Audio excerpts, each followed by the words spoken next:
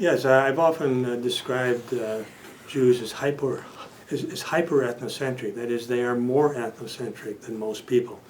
And contrasting that with my view of Europeans. Europeans tend to be individualistic. And what individualism means is that they tend not to have a strong in-group, out-group sense. But Judaism, because it has had a strong sense of collective Jewish interest through its entire history, they have had a very strong in-group sense, a very strong sense of their own ethnicity and really what we call ethnocentrism in psychology. Well, in general, when you have a strong sense of in-group and out-group, that has moral connotations. That is to say, people view actions within the group differently than they view actions outside the group. So the Jewish moral code makes a huge distinction as to whether the act is within the group or outside the group. They see themselves as eternal victims, that the so-called lachrymose view of Jewish history is that they have been eternally victims. That history began with the Romans sacking Jerusalem, and then along came the church, and there were more persecutions. And in the Middle Ages, there were more. And then in Eastern Europe, there were persecutions under the Tsar, and it's just endless persecutions. And then you had the rise of Hitler and the Holocaust. And now you have anti-Semitism in the Muslim world and anti-Israel sentiment. And it's just all one irrational persecution after the other. So there's never been any attempt to rationally understand the hatred that has been directed against them. Okay. I didn't start to get passionately involved in this until I read Jewish involvement in immigration policy. And I started to really understand that our country's demography and population structure and ethnic composition has been dramatically influenced by Jewish ethnic activism. And so at that point, I think I did become something of an activist. That is to say, I became engaged.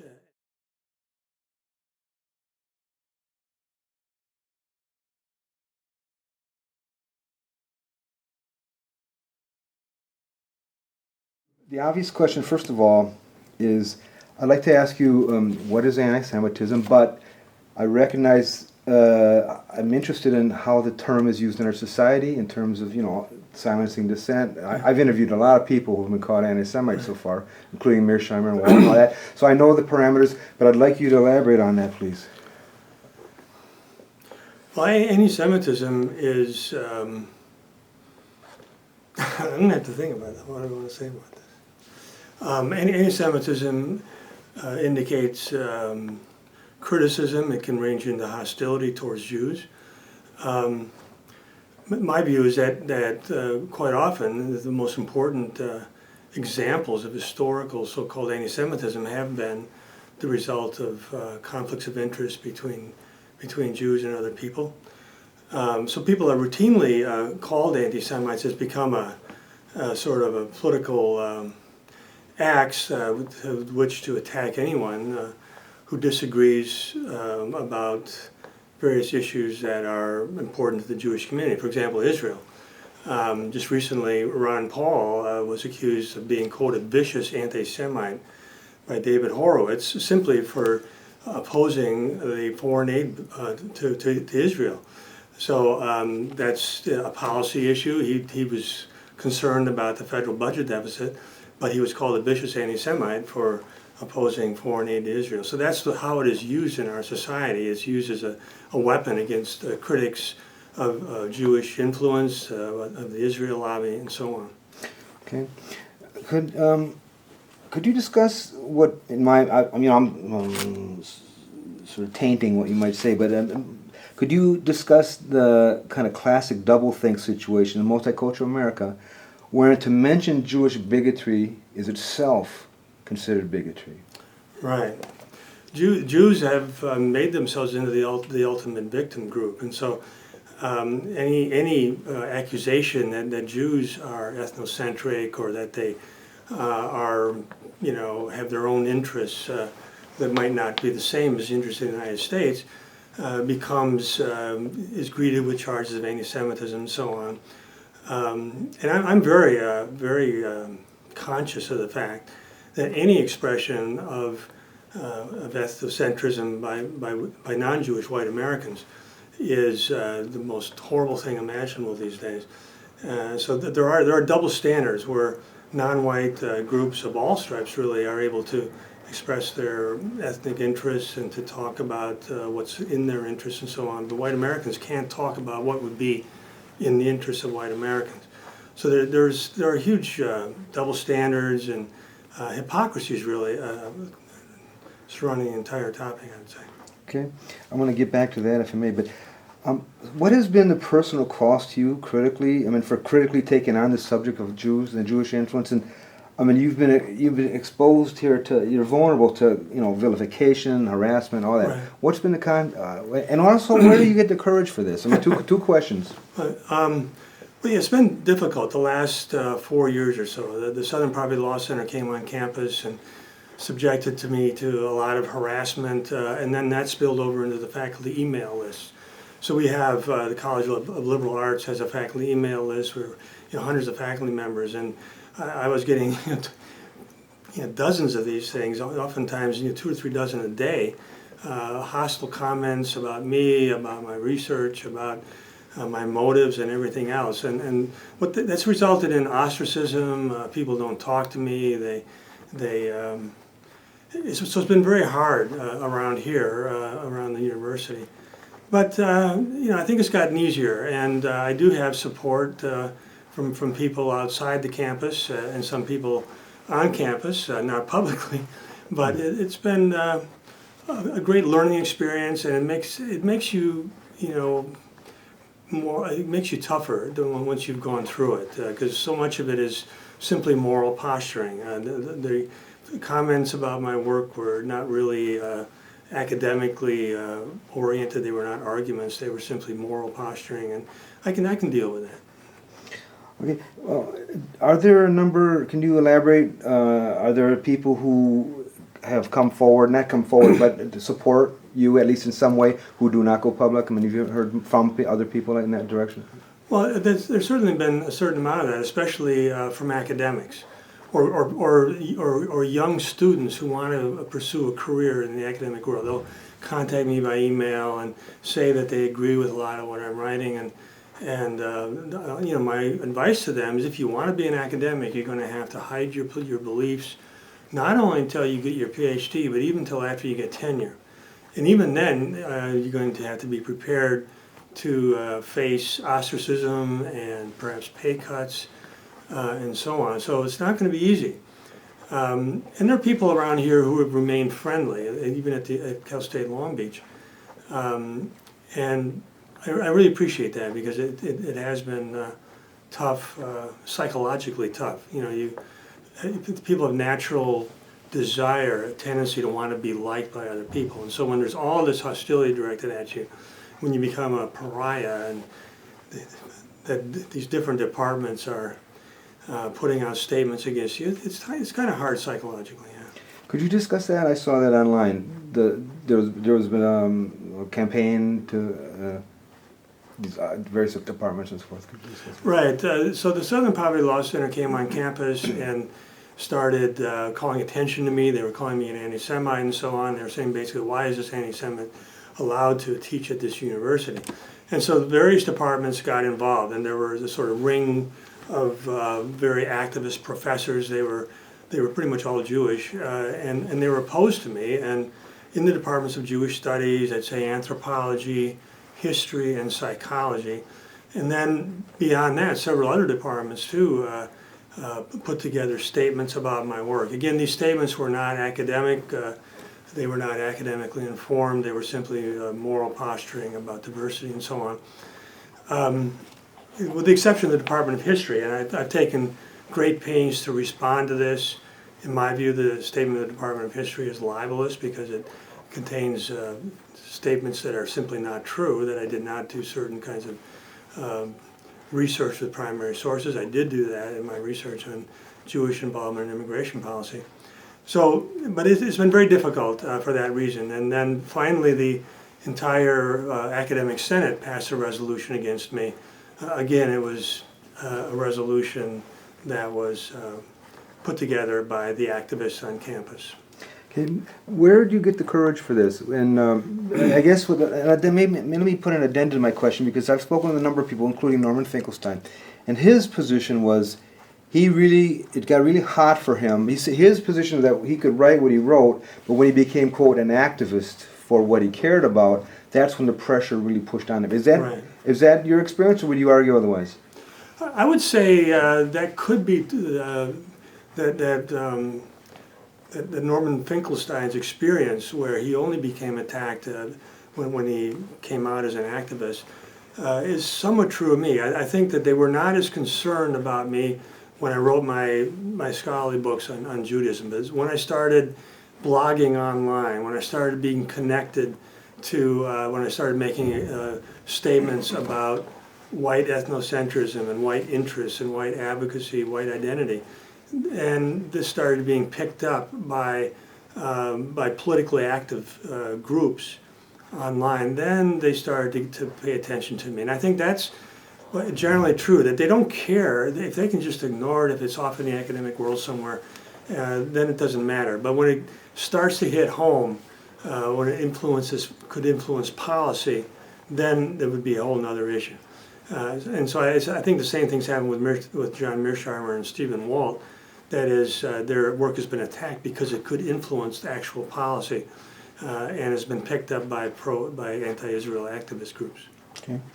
In your view, is the threat of anti-Semitism, real or imagined, the essential glue that holds the diverse Jewish community together? It's an interesting question. Historically, the fear of anti-Semitism has been a very powerful, cohesive force in Jewish communities. There's no question about that. I do think that that oftentimes Jewish activists, the ADL and so on, exaggerate anti-Semitism in order to produce cohesion and to produce money, to produce donations to the activist organizations. If you look at the ADL website, they have these horror stories. You know, any little example of a swastika painted somewhere, or some anti-Jewish statement, and so oftentimes you don't know who did this. Maybe it wasn't even someone who doesn't like Jews. Maybe it was a Jewish activist himself. We don't know. But these incidents are blown up, and the reality is that all the public opinion polls show that anti-Semitism is at extremely low levels in America. It is simply not a mainstream idea. I don't think Jews have ever been safer in any country in history. And I would say that my work is not properly construed as anti-Semitism. What I'm trying to do is to rationally discuss Jewish interests, how they may conflict with the interests of other peoples, and how these other peoples react to that. So, for example, the Israel lobby. I mean, I think the Israel lobby is very arguably, quite often, takes positions that are opposed to the interests of the people of the United States. So that is a conflict of interest. And to label critics of Israel as anti-Semites is it's a political move. It's not really anything else. Okay. No, did you know exactly, what did you think was going to happen when you began to do this? And let me preface it by saying I spoke with both Mearsheimer and Walt, and Mearsheimer especially told me that he knew he couldn't go it alone with that book. He knew the firestorm was coming. He said, and so Walt agreed. That was one of the main reasons. Right. There's two of them. You're going this alone, at least in some dimensions. Yeah, yeah. Could you discuss that? And what? Well, I must admit, at first when I started writing about Jewish issues, I was kind of naive. I thought, well, maybe they'll read this and they'll say, yeah, that's right, and maybe they'll take an objective look at their own history and what they've done and so on. But then the more I got into it, I realized that was not going to happen, and so I wasn't surprised at the response. And I think that in general, one of the biggest responses have been simply to ignore what I've done. That is, it has not gotten that much publicity. Now, with Mearsheimer and Walt, that's quite a different situation. First of all, they're professors at prestigious institutions. They were writing as experienced published academics who had published in that particular area. I was from a smaller institution. I was not as well known, And it's been much more difficult to get a public airing of my views. So one of the things that I would really like is a public airing and discussion of these views in an academic and a media context. I think that's very important that it be done. So that's one of the... Okay, I wanted to ask you, that segues to another thing I wanted to ask you. By definition, we live in a society that is socialized to immediately close off to what you're... We live in you have 3 volumes of stuff. No one's going to... Your average person is not going to wade into that.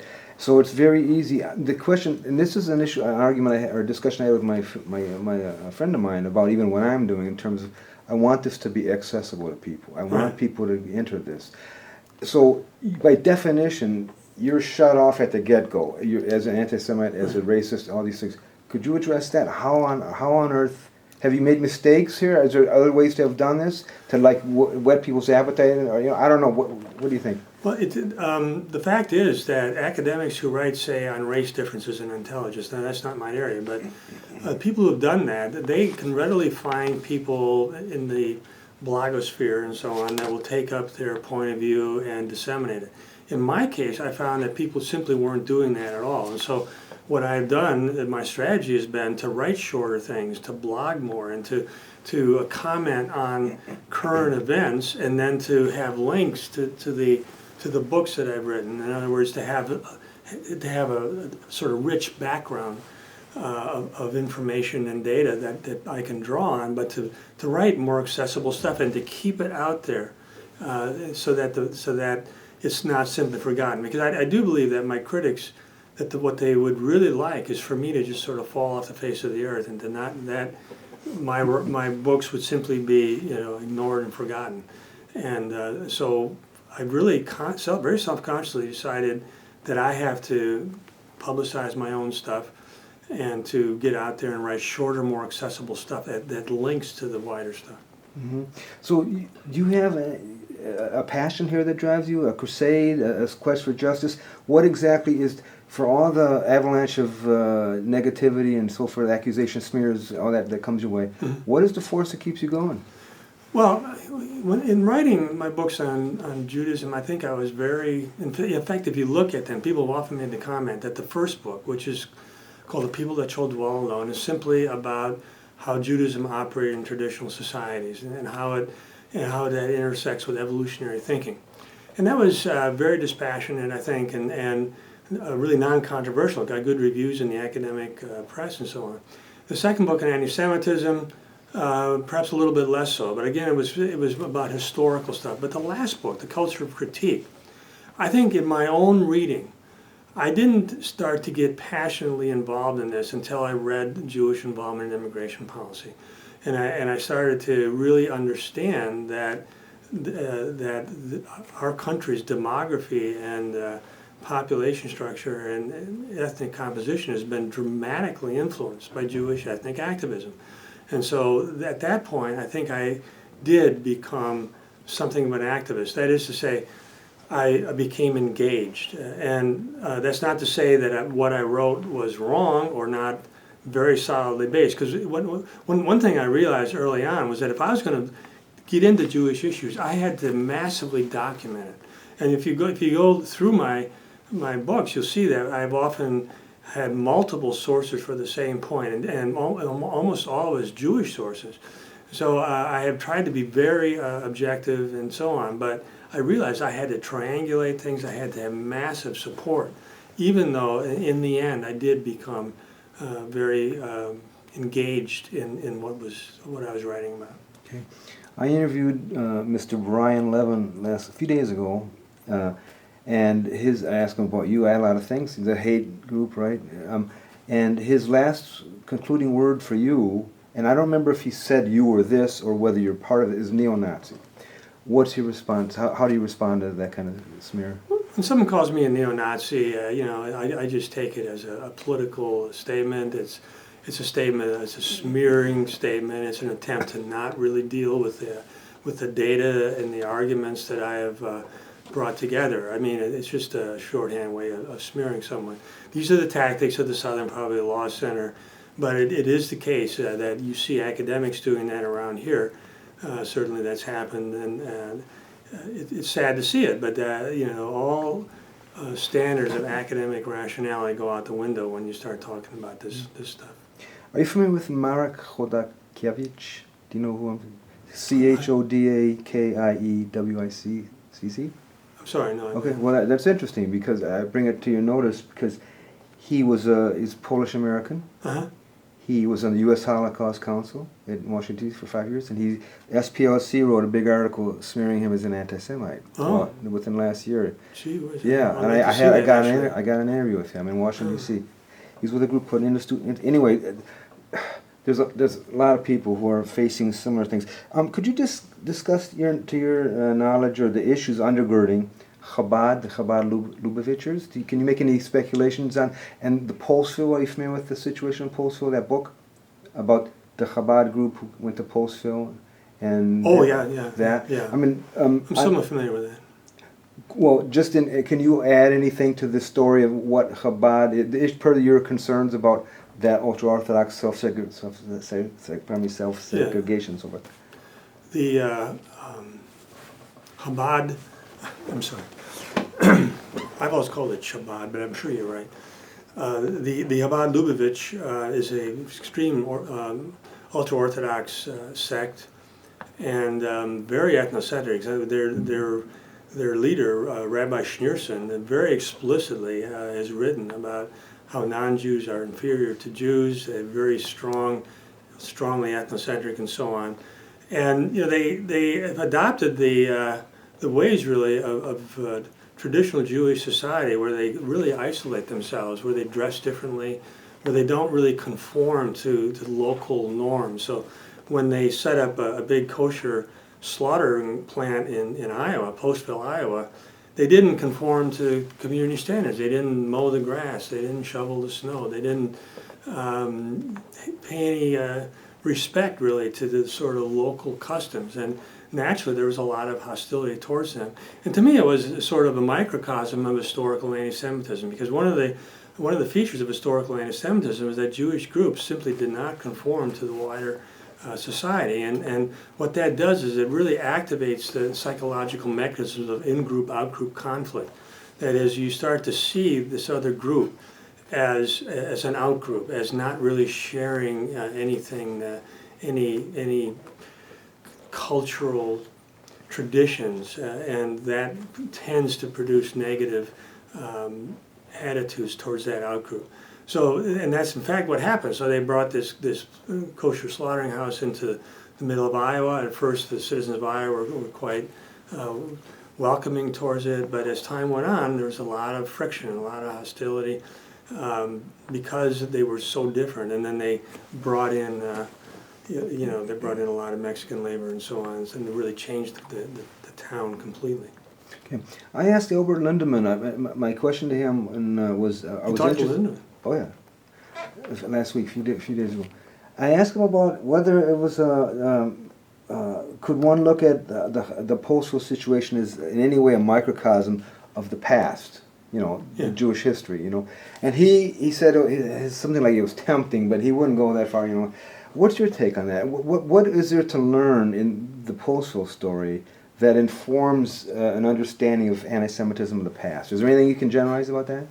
Well, I would say that you can generalize from this. I mean, it's certainly the case that most modern Jews are not like the Postville, very ultra-Orthodox types. But in traditional Polish society, Jews dress differently. They they're not socialized with non-Jews. They were completely cut off.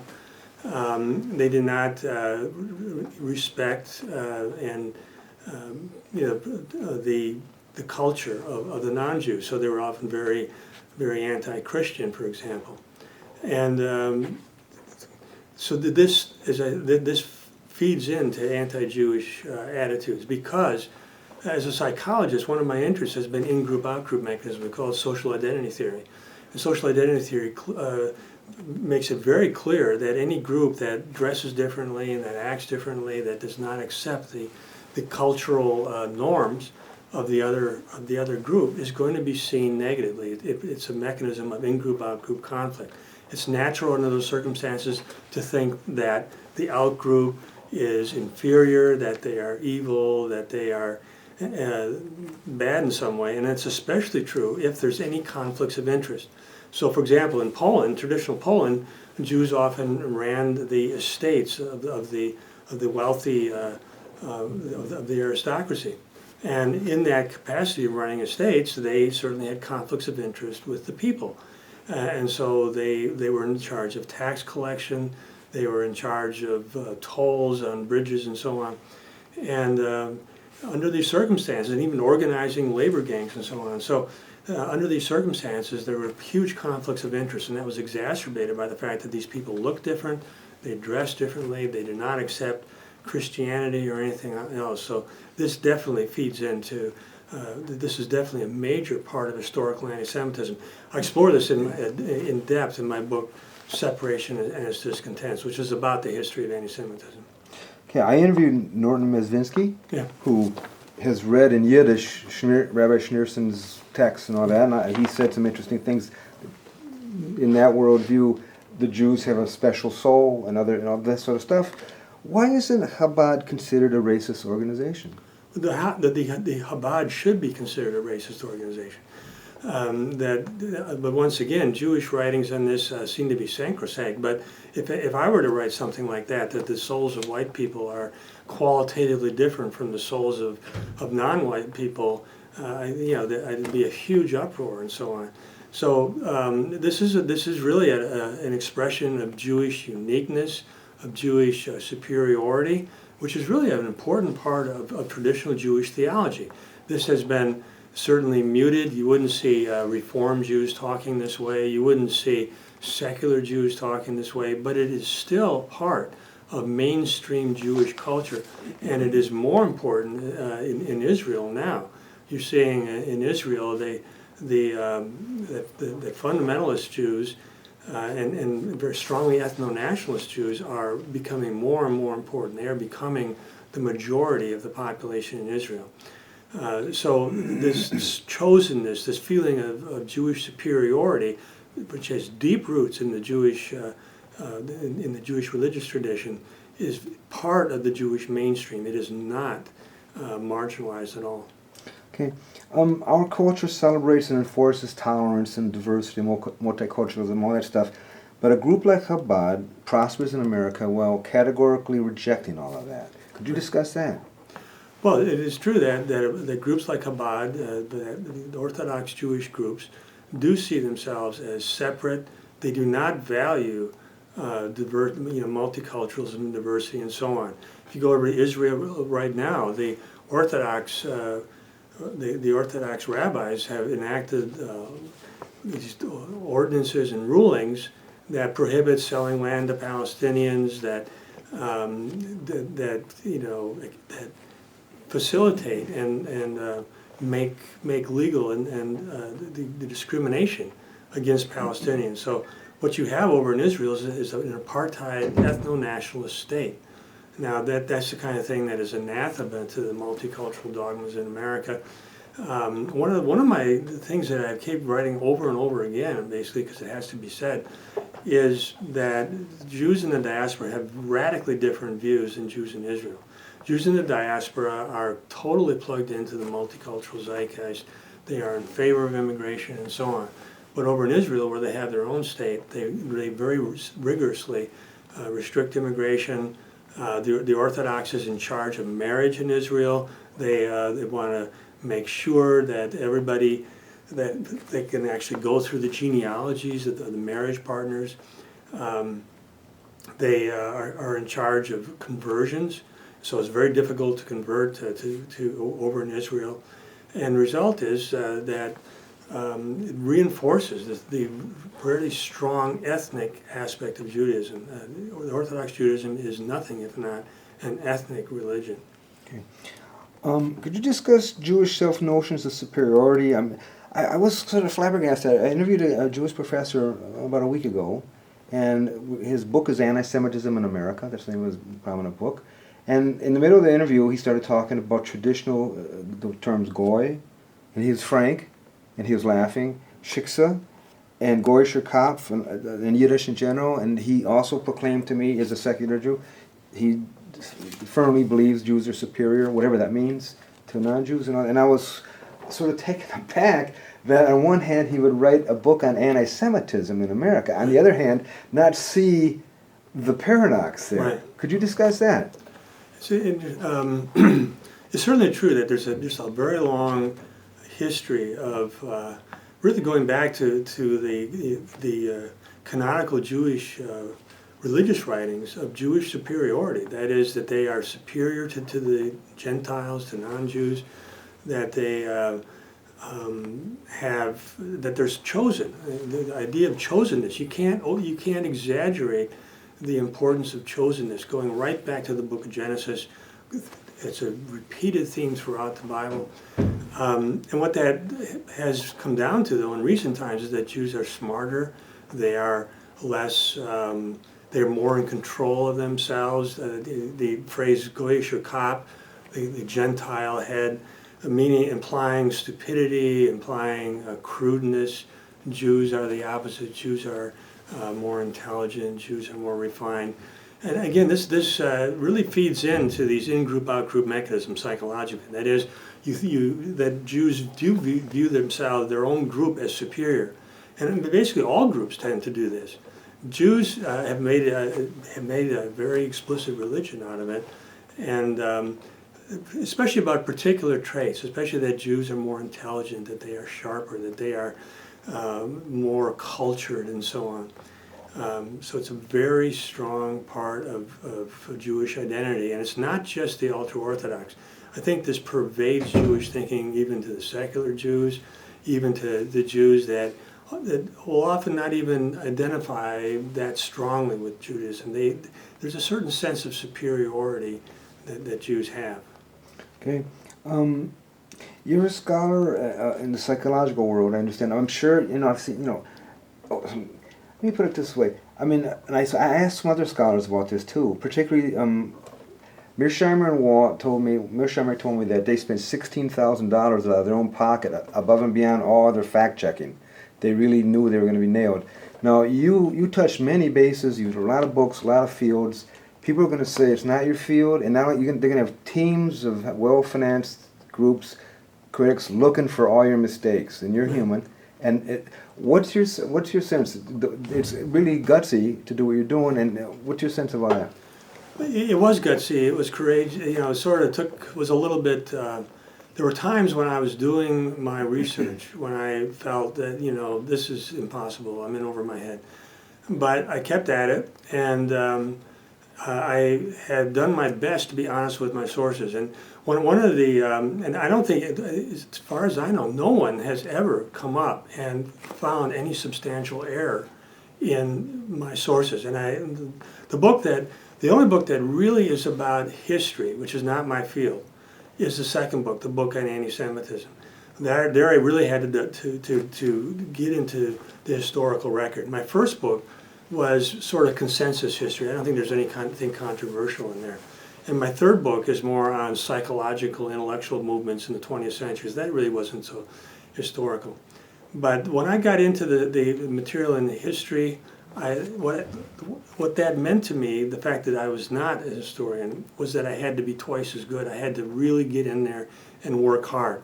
And it was very gratifying to me because during the controversies around here, the people in the history department made all these accusations. Well, I actually wrote to Albert Lindemann at UC Santa Barbara, and it turned out that a faculty member at this university had solicited his opinion about how I had used historical sources. And Albert Lindemann responded that he could not find anything wrong with how I had used historical sources. Well, of course, the faculty member around here did not publicize Lindemann's letter. It was only after I contacted Lindemann personally, then I publicized his letter to the campus community here, and it is online. But the point is that I have not misused historical sources. And it was not easy, but I very much enjoy reading history. History is not, intellectually, it's not that difficult if you really get into it. And I have to say I enjoyed reading history and doing it. Okay. Actually, I spoke with Lindemann about you a little bit, and he didn't throw you under the bus, as you're credited in his acknowledgments or something, and I was wondering about that, because you're radioactive, the way Mearsheimer defines himself as. And he recommended I speak with you, so you ought to know that. He's not, he isn't, not throwing you out. I would have did that anyway, though. Is there a Jewish thought police in our society, and what are the critical realms of critical inquiry that are in fact forbidden? There are definitely Jewish thought police in our society. The foremost thought police is the ADL, and they will pounce on any statement, whether it's about Jews. You can make the most factual-based statement you want about Jews. That, for example, that Jews have very strong influence in the media in the United States. Any objective analysis of the United States media will show a very strong Jewish presence. But if you say that, the ADL will come after you like gangbusters. The other group that is really the most prominent thought police organization is the Southern Poverty Law Center. And the Southern Poverty Law Center is not an explicitly Jewish group, but it's recently there's quite a bit of writing about it, and this writing makes clear that the sources of funding are individual Jews. So it is a very strongly, sort of implicitly Jewish group, and so some of their most important operatives and board members are Jewish. And they also, any statement about relevant to race differences, say in IQ, Jewish influence in the media. In the case of the ADL, they will be all over statements related to the Israel lobby. So the ADL, in fact, Abraham Foxman wrote a book opposed to Mearsheimer and Walls' the Israel lobby. They are thought police, and they have no compunctions about calling these people anti-Semites. Once you are labeled an anti-Semite, it's like the worst label that you can imagine in contemporary America. And yet they are very, very free and easy about calling people anti-Semites. Okay, a couple things. The issue of Jews in the media, or Jewish presence, whatever.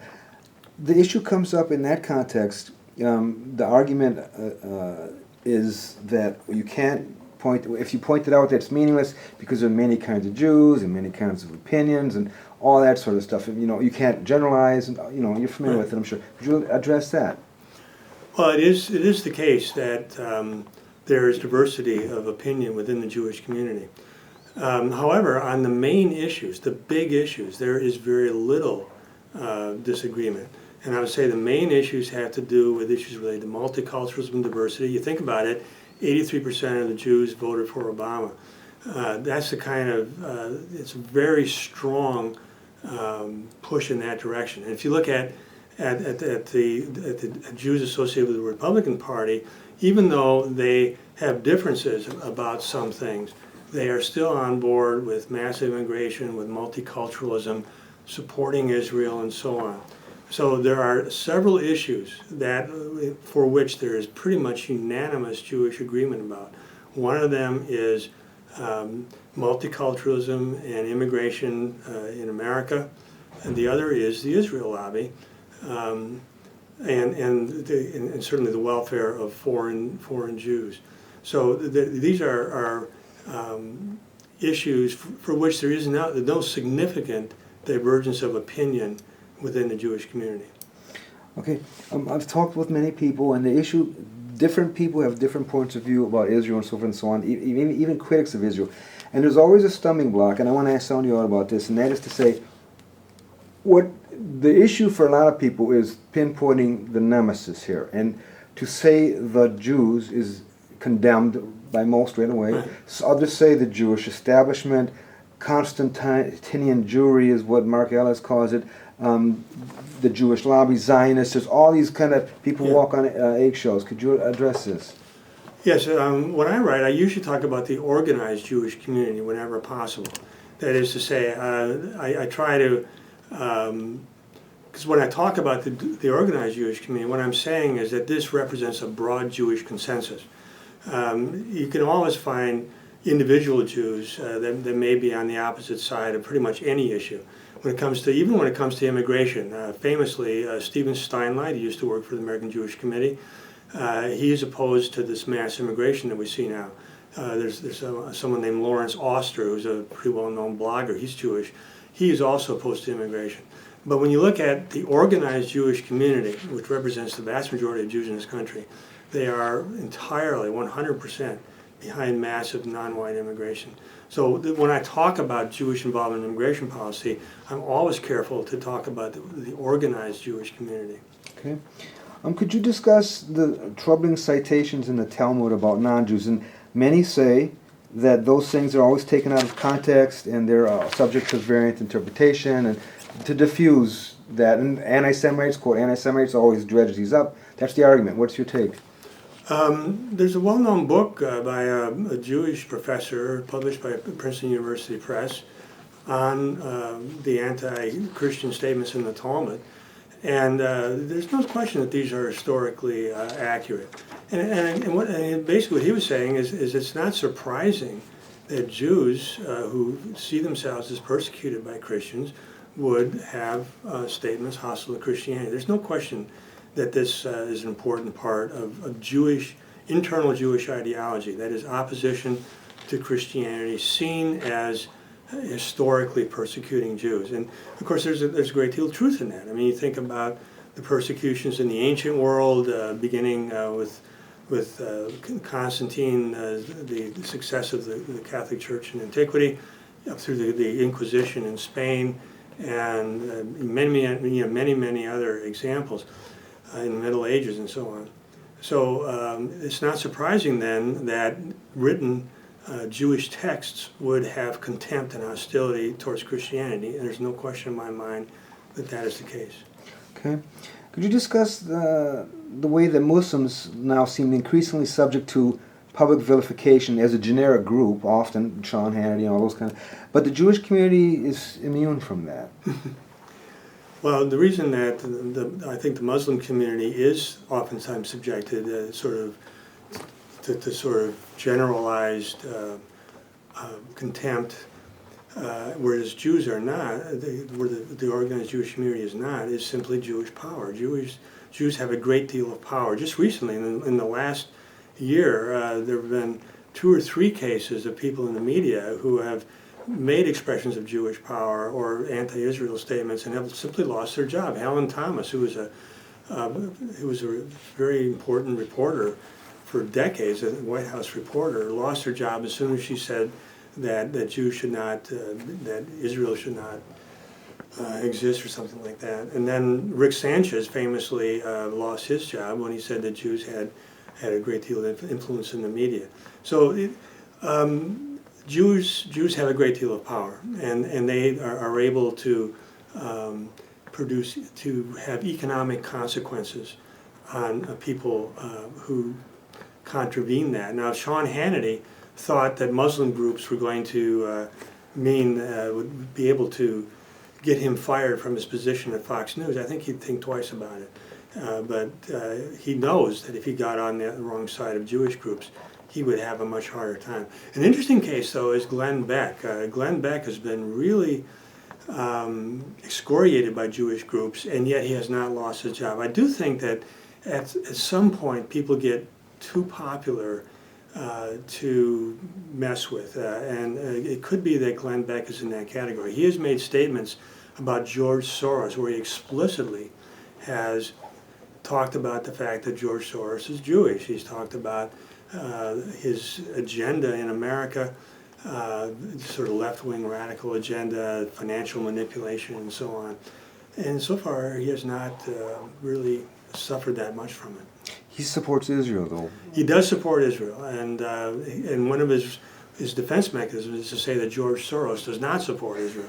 And so, so that could be part of why he has been allowed to keep his position in the media. Okay. Could you discuss the huge fact that non-Jews, people who are not Jewish, know so little about the Jewish community, or all these things you talk about? There's a complete wall. There is a sort of information blackout when it comes to information about Jews, especially negative information.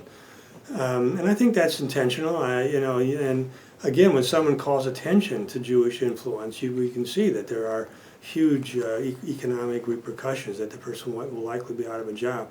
But it's very hard to find references in the mainstream media. That's one of the reasons why I have taken up writing shorter, more accessible things, because the internet is a venue for this sort of thing.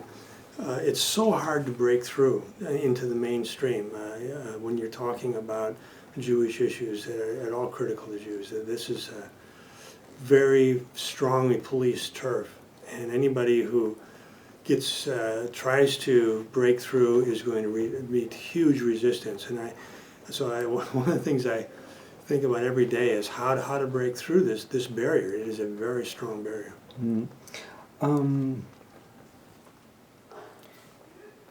Do you know anything? I interviewed Edward Bristol, who wrote Prejudice, Prostitution and Prejudice. Do you have any ideas or speculations about the white slave traffic in terms of anti-Semitism, leading up to World War II?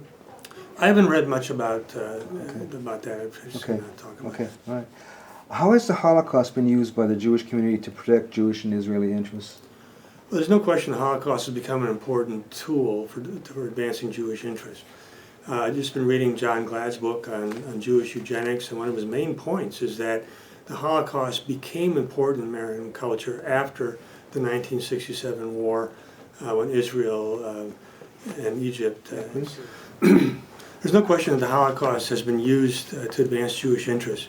It's interesting that the Holocaust was not really an important thrust of Jewish activity until after the 1967 war, when Israel fought Egypt, Syria, and so on. And since then, it has been used to justify the existence of Israel, and also to promote multiculturalism. That is, the ideology has been put forward that the Holocaust was caused by eugenics. In the early part of the century, this is the thesis of John Gladd in his recent book, Jewish Eugenics, that the idea that white people should try to preserve their race and to better their race and so on was very prominent in the early part of the century. These were ideas that came out of Darwinism, out of Francis Galton, and very powerful in the 1920s. And then after World War II, they started to decline, but it wasn't until the 1967 war, when Jewish activists got involved and they started to make the Holocaust a sort of centerpiece of the culture of the West. That is, the Holocaust became the central cultural icon in the West. And the message of the Holocaust is that that anti-Semitism leads to horrible things, and that any sense of white racial identity leads to anti-Semitism, leads to the Holocaust, and that the Holocaust has therefore been promoted as the central cultural icon of the modern era. Could you discuss Jewish power and influence to tell their versions of history? I mean, what's interesting, I've spoken with a few people about this, and the issue of, say, how the Holocaust has usurped its context, World War II, to become the pillar of all. Could you address the issue of the power and ability and so forth to actually tell their story at the expense of others? Right. I think one of the foremost sources of Jewish power is to be able to tell their story and to get it out there, to become not only the mainstream, but the most important way of seeing things. I mean, I was really struck by this with John Gladd's book on Jewish eugenics, where, again, eugenics had been a very powerful paradigm. When these Jewish activists, by the time they got done, eugenics was seen as causing the Holocaust, even though there was absolutely no support, no empirical support for this at all, absolutely none.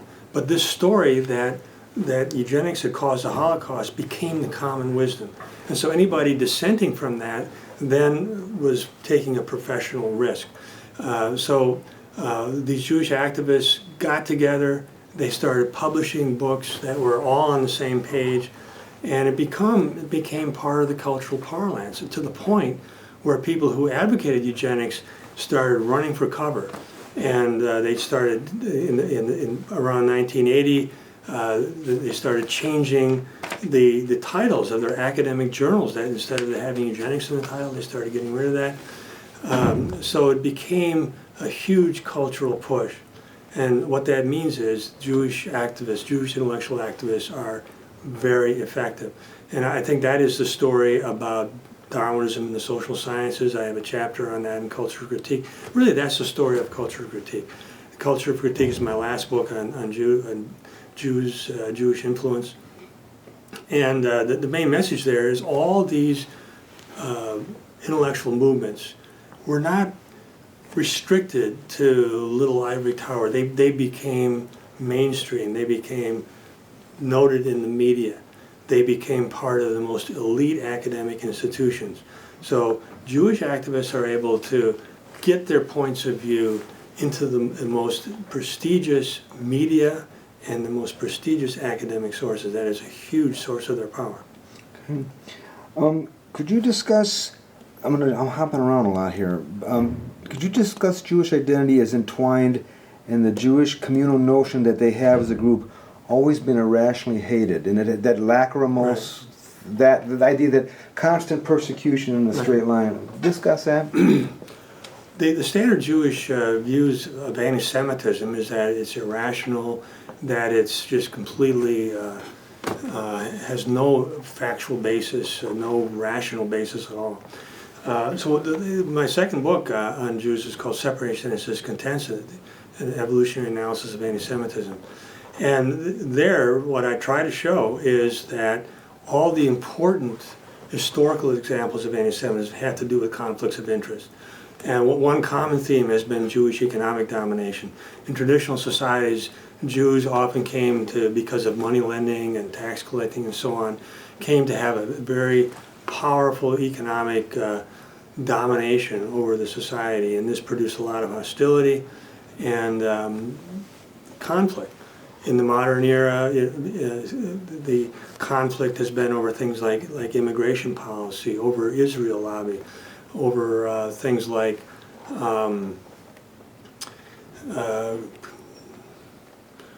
over Jewish involvement in communism and that sort of thing. So these are real conflicts of interest. Jews have not generally been irrationally hated.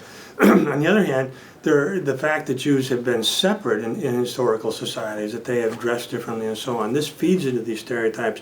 But all the worst examples of historical anti-Semitism have at their basis conflicts of interest, rational conflicts of interest. Okay. John Murray Cuddihy, he wrote a book, but he has a notion, I remember, that when it comes to examining their past, the Jewish community goes, quote, on a moral holiday. Do you recall that, and could you address that? Actually, I do not recall that particular quote from John Murray Cuddihy, but John Murray Cuddihy is one of my heroes, really a great sociologist. Really, I quote from his writing all the time. And one of his comments was that Jews have sort of refashioned themselves, that they've sort of jettisoned their old views and tried to present themselves as moral exemplars in the modern world. And it really has no historical basis at all. That Jews have but the Jewish self-image has been that Jews are moral paragons. It's this old phrase that the Jews are the sort of light unto the nations. This goes right back to the book of Isaiah in the Old Testament. The Jews are somehow paragons and to be looked up to. And that's often had a moral connotation. So that is an important Jewish self-conception. And I have an entire chapter on Jewish self-deception in my second book on anti-Semitism, because it became so obvious that some of the rationales that Jewish historians, the Jewish activists, Jewish theologians, Jewish intellectuals have used have so obviously false. I mean, they're not just, understandably false or something, getting the data wrong. They're so completely out of touch with reality that the only explanation I could come up with was self-deception, that they really don't see themselves in anything like a sort of rational light at all. That they see their own history with blinders. They see themselves as eternal victims. That the so-called lachrymose view of Jewish history is that they have been eternally victims. That history began with the Romans sacking Jerusalem, and then along came the church, and there were more persecutions. And in the Middle Ages, there were more. And then in Eastern Europe, there were persecutions under the Tsar, and it's just endless persecutions. And then you had the rise of Hitler and the Holocaust. And now you have anti-Semitism in the Muslim world and anti-Israel sentiment. And it's just all one irrational persecution after the other. So there's never been any attempt to rationally understand the hatred that has been directed against them. Okay. You touched on this. I've interviewed some Jewish individuals who have the notion that Judaism has helped people through history and all that. And I think I read somewhere that you took the contrary view. There's no evidence for. I mean, the Enlightenment, there might be something. But could you discuss that? The question of helping others, right? Since the Enlightenment, one of the most common self-conceptualism of Judaism has been that they are a moral beacon to the rest of humanity. But again, there's no evidence for this at all. Judaism has been a self-interested group. They are human, all too human, and that means that in general they have acted on behalf of furthering Jewish interests. I mean, it's almost a sort of well-known cliche that Jews often say among themselves. Is it good for the Jews? In other words, Jewish behavior has not been motivated by altruism towards other groups. Has been motivated by what they see as Jewish interests. A good example, really, is the Jewish Black Alliance in America. Jews very early on became promoters of black interests. The NAACP was founded by Jews. For the first 30 or 40 years, there were no Jewish lawyers, there were no black lawyers involved in the NAACP. It was basically a Jewish organization. Certainly, the civil rights movement was a hugely hugely important Jewish thrust. But this was not done for altruism towards blacks. This was done because they saw themselves as a minority in America. They thought that by helping blacks, they would really help themselves. And so there actually been tensions now in the Black Jewish Alliance, because at times they have disagreed, say, about affirmative action, where Jews do not benefit from affirmative action for blacks. But in general, I have yet to see any example where the organized Jewish community has acted in an altruistic way. The general motto of the Jewish community is it good for the Jews, and I think there's a lot more to that than just a cliche. It's really true. Okay. Could you discuss, I think you call it hyper-ethnicity or something, discuss the intensity of so many Jewish identity? Yes, I've often described Jews as hyper-ethnocentric. That is, they are more ethnocentric than most people. And contrasting that with my view of Europeans. Europeans tend to be individualistic.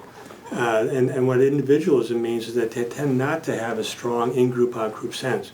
But Judaism, because it has had a strong sense of collective Jewish interest through its entire history, they have had a very strong in-group sense, a very strong sense of their own ethnicity and really what we call ethnocentrism in psychology. So when it's always fascinating to see the ADL going off and criticizing anybody, any white person who has a sense of their own ethnicity and ethnic interest, when Jews are notoriously ethnocentric. And without ethnocentrism, Judaism could never have survived. They could not have kept apart.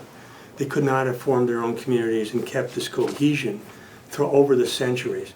So Jewish ethnocentrism is very important for keeping Judaism intact over the 2,000 years at least of the diaspora, and without it, it would not have existed at all. Okay, could you touch on, again, sort of backtracking, you're touching on a lot of this stuff. Could you discuss the innate kind of hypocrisies or contradictions in Jewish identity? Well, I think that Jewish identity, as it is in the United States now and throughout the West, is that they are ethnically tolerant, that they are super moral people.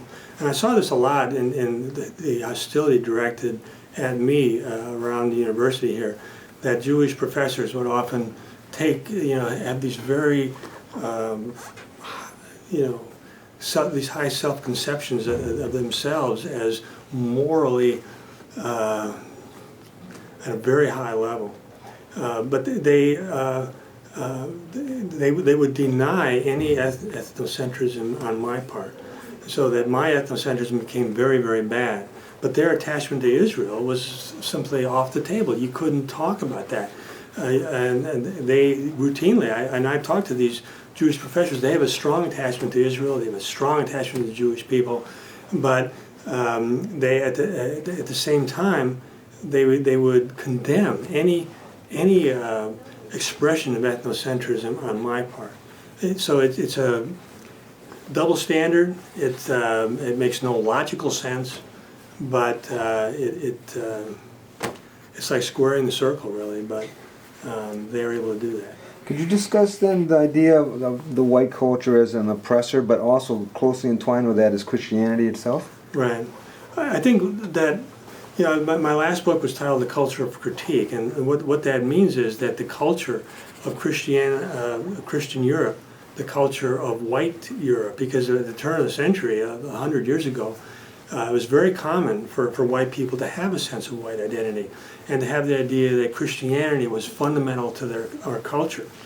Now that has disappeared, and those sources of identity have been massively criticized. And the point of my book, The Culture of Critique, is to say that this critique fundamentally emanated from Jewish intellectuals who were motivated by their historical hatred towards Christianity and towards the idea that any sense of white ethnocentrism inevitably oppressed Jews. So Jews retained their own sense of ethnicity, their own ethnocentrism, but they condemned the ethnocentrism of white Americans and white Europeans.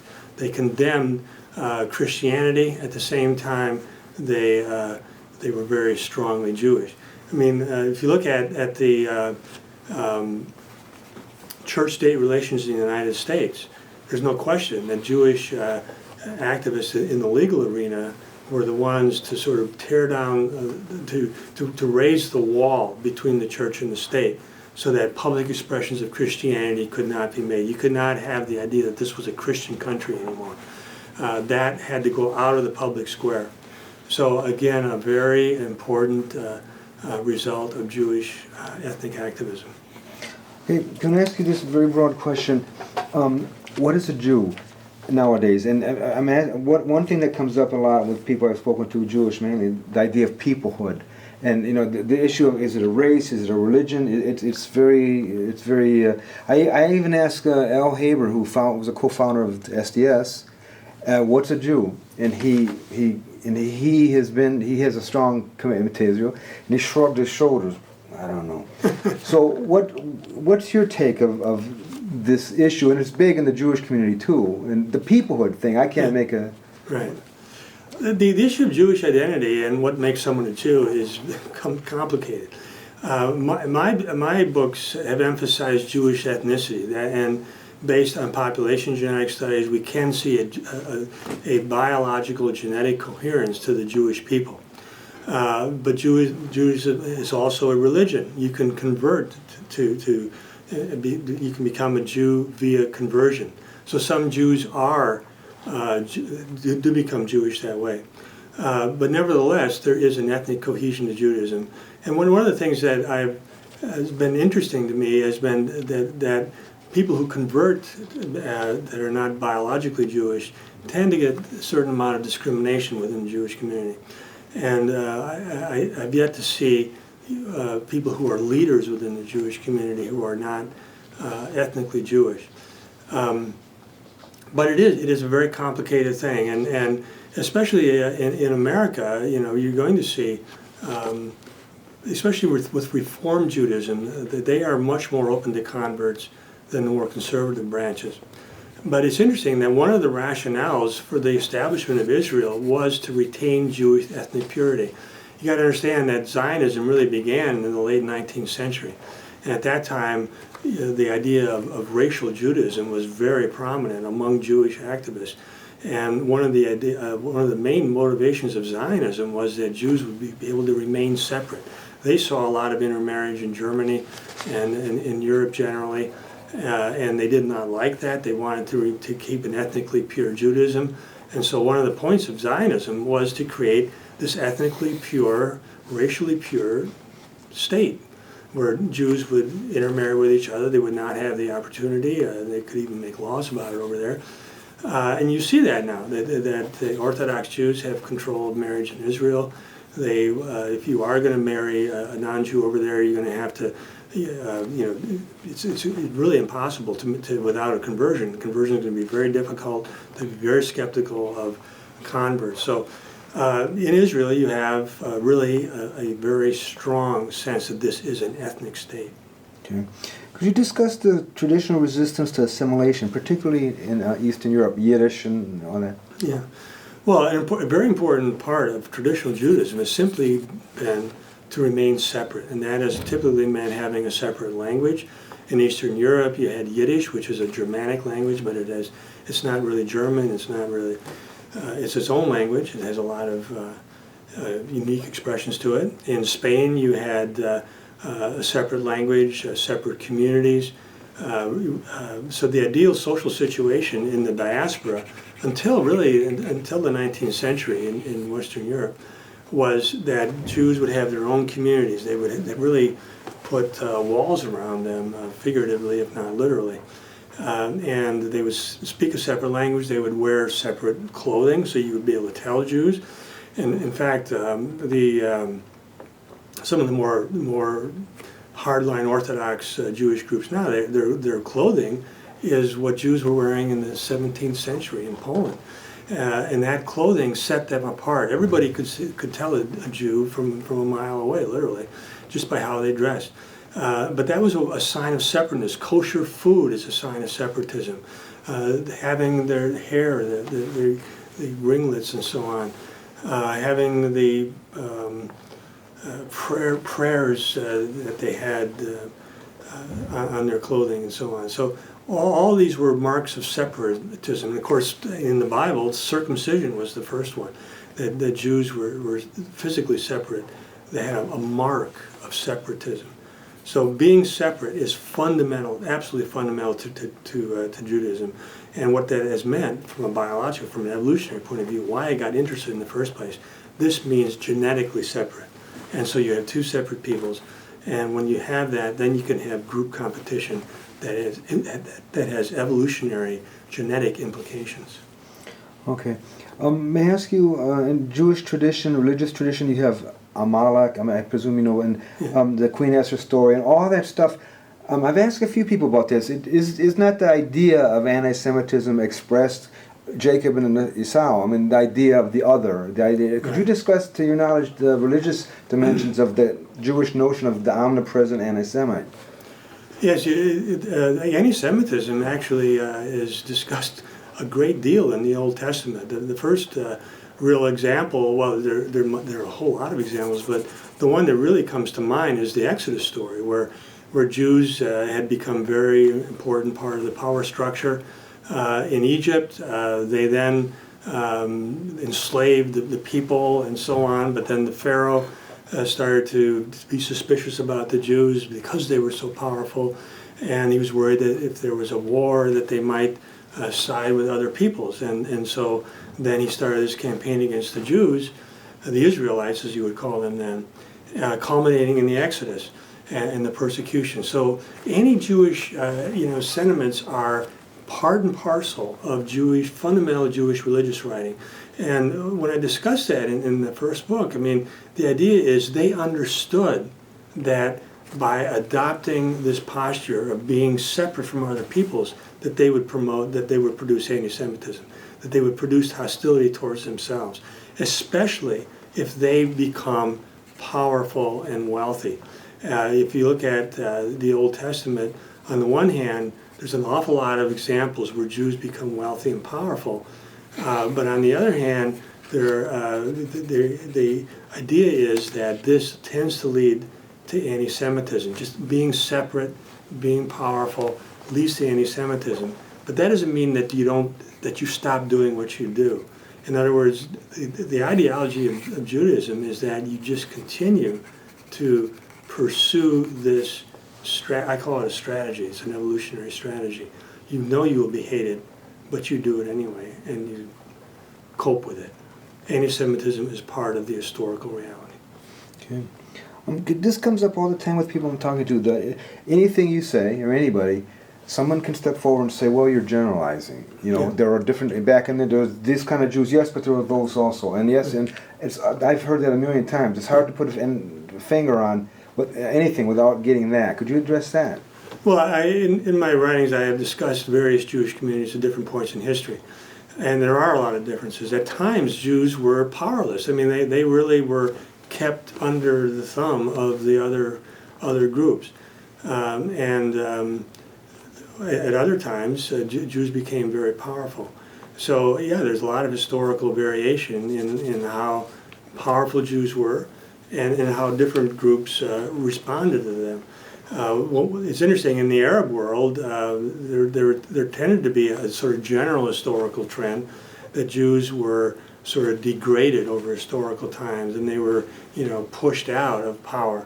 At early times, there were several examples where Jews were very much involved in the power structure. So, in general, what I would say is that Jews have always sought to be as powerful as they could in any society that they have been involved in, and Jews have tended to be a sort of elite, wealthy group throughout history, and many, many examples of that, widely dispersed societies over hundreds of years.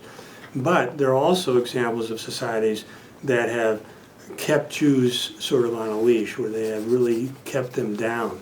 And some Arab cultures, certainly the case. Certainly in Europe, at times, Jews were kept under the thumb, you might say, of the non-Jewish power structure, particularly the Catholic Church. The Catholic Church has been, in certain historical periods, very effectively anti-Jewish, and certainly in the 4th century and thereafter, certainly during the period of the Inquisition in Spain, they were deeply involved in keeping Jews down, you might say. So there's a lot of historical variation, but it's just, depends on contingencies. That is to say, how powerful were the other people, how did they respond, how powerful were the Jews, and so on. Okay. Could you discuss banking and usury and land leasing and all those kind of things that led to anti-Semitism? There were certain traditional occupations that Jews gravitated to in traditional societies. One certainly is money lending, and money lending tended to produce a lot of hostility within the local population, because in general, money lending was not at all what we think of in the modern world, where say you buy a house and you get a mortgage at 5 or 6%, and you pay it off over 30 years or something like that, and it's all geared to the person's income. In general, in the Middle Ages, loans were made to people who were not wealthy, who were on the ropes, who could probably not pay it back. And so it was a matter of exploitation. And Jews became very wealthy in this trade, oftentimes exorbitant rates of interest, 25, 30%. And there was a lot of, a great deal of collusion by the non-Jewish authorities. Oftentimes Jews were working for the local lords, the dukes and the earls and the aristocrats. And so they were sort of a sort of middle stratum between the elite aristocracy, who were non-Jewish, and the common people. And they had, these exploitative positions. Land, they would manage the estates, and so that meant they would extract as much wealth as they could out of these estates, and that meant exploitative labor practices. That meant, you know, exploitative money lending practices, exploitative tax collection practices. Jews generally, because they were separate, because they didn't identify with the people around them, viewed the other people as an outgroup and as something that was exploitable. And so they typically made alliances with non-Jewish elites and who were engaged in exploiting the common people. And so then there were naturally anti-Jewish attitudes among the common people. And also they were the common people were also often opposed to the aristocracy. One of the remarkable figures of the Middle Ages is King Louis IX, St. Louis. We named the city of St. Louis after him. King Louis ended usury, he ended money lending, and he said Jews could stay in the kingdom if they would be like everybody else and take up agriculture and so on. Well, Jews simply left rather than to do that. And King Louis was seen as a hero to the people because he didn't allow Jews to exploit his people. And there were a few other kings like that, but sadly, the Jews could always find kings and other elite people who would use them as a tool to exploit the common people. And so they simply went elsewhere. Could you discuss the issue of that there are so many people in history from all political persuasions that were hostile to Jews, and including Voltaire, who's the father of tolerance and all that, and that's the one that always really been a ringer to me. Could you discuss that? Yeah, Voltaire is interesting because in the Enlightenment, the idea was that you get rid of the idea of kingdoms and so on. Instead, you have the idea of sort of citizenship in a nation.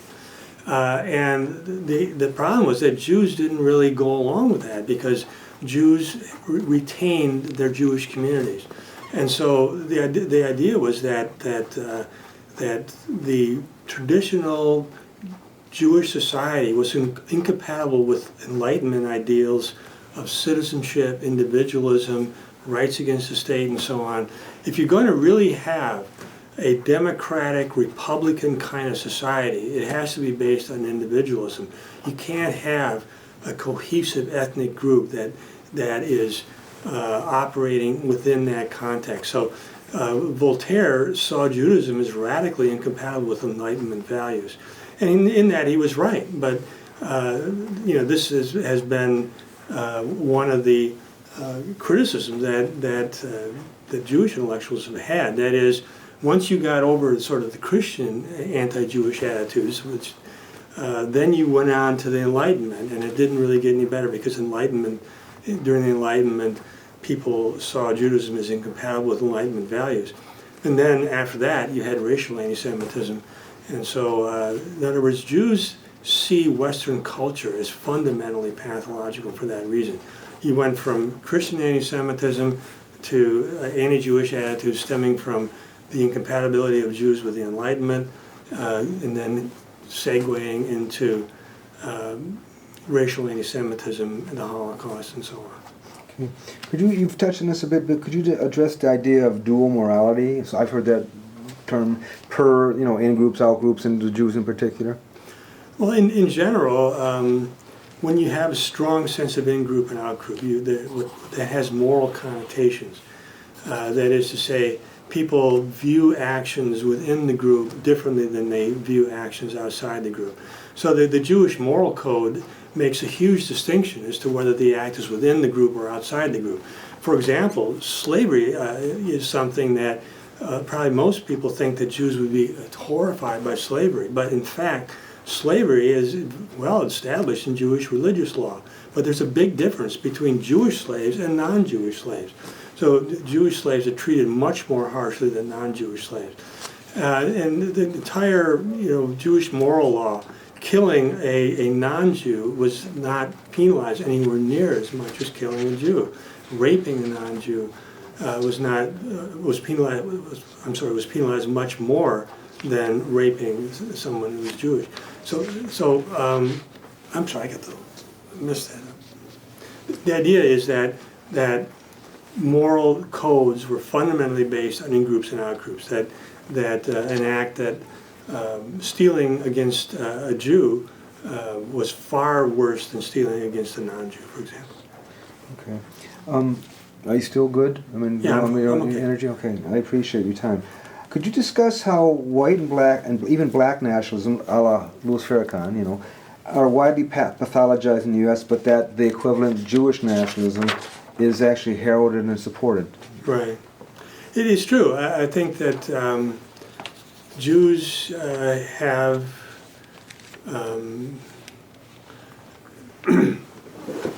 maybe I should take a break here. Okay, let's tell you about the double standard for white, even Farrakhan nationalism and Jewish nationalism.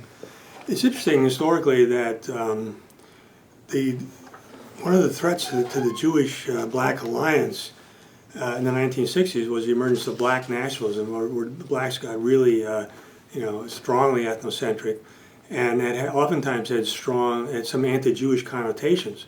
For one thing, blacks were aware that, at least historically, Jews had often owned stores in the ghettos and so on, and as leftists, they were critical of Israel and so on.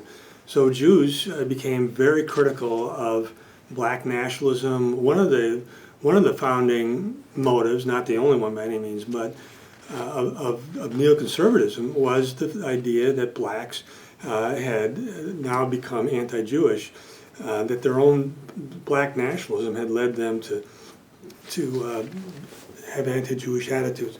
But as usual, Jews are not sort of conscious of their own ethnocentrism, their own sense of nationalism, and how that colors their views of other people. The reality is that Jews, because of their strong in-group identities, tend to see other people, in a relatively negative light, whatever it is. Okay. Now, some of this stuff, I got this from the ADL, right? So, and they say MacDonald asserts, and you touched on this a bit, that Jews orchestrated increased levels of non-white immigration into America by abolishing national origin quotas in the 60s. So, in essence, your argument then, and your research focuses on Jewish influence in changing the laws to diffuse this culture and to make it safer for Zionism and all that? Or what should you elaborate? I think one of the most important aspects of my book, The Cultural Critique, was the chapter on Jewish involvement in immigration policy.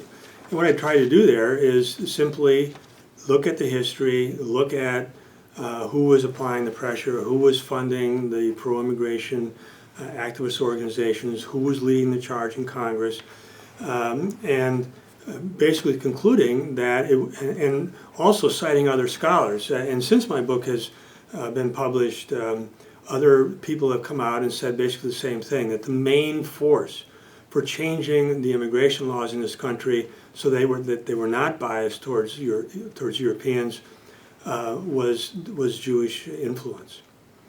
Okay. From the ADL again, well, they bring up the issue of Freudian psychoanalysis, and they say that you claim that they were designed to undermine and even, quote, criminalize, unquote, ethnic European identity. Could you address Freud and psychoanalysis and the movements? I know there's a number of movements you discuss and the kind of influence. Yeah. I have a chapter on psychoanalysis and cultural critique.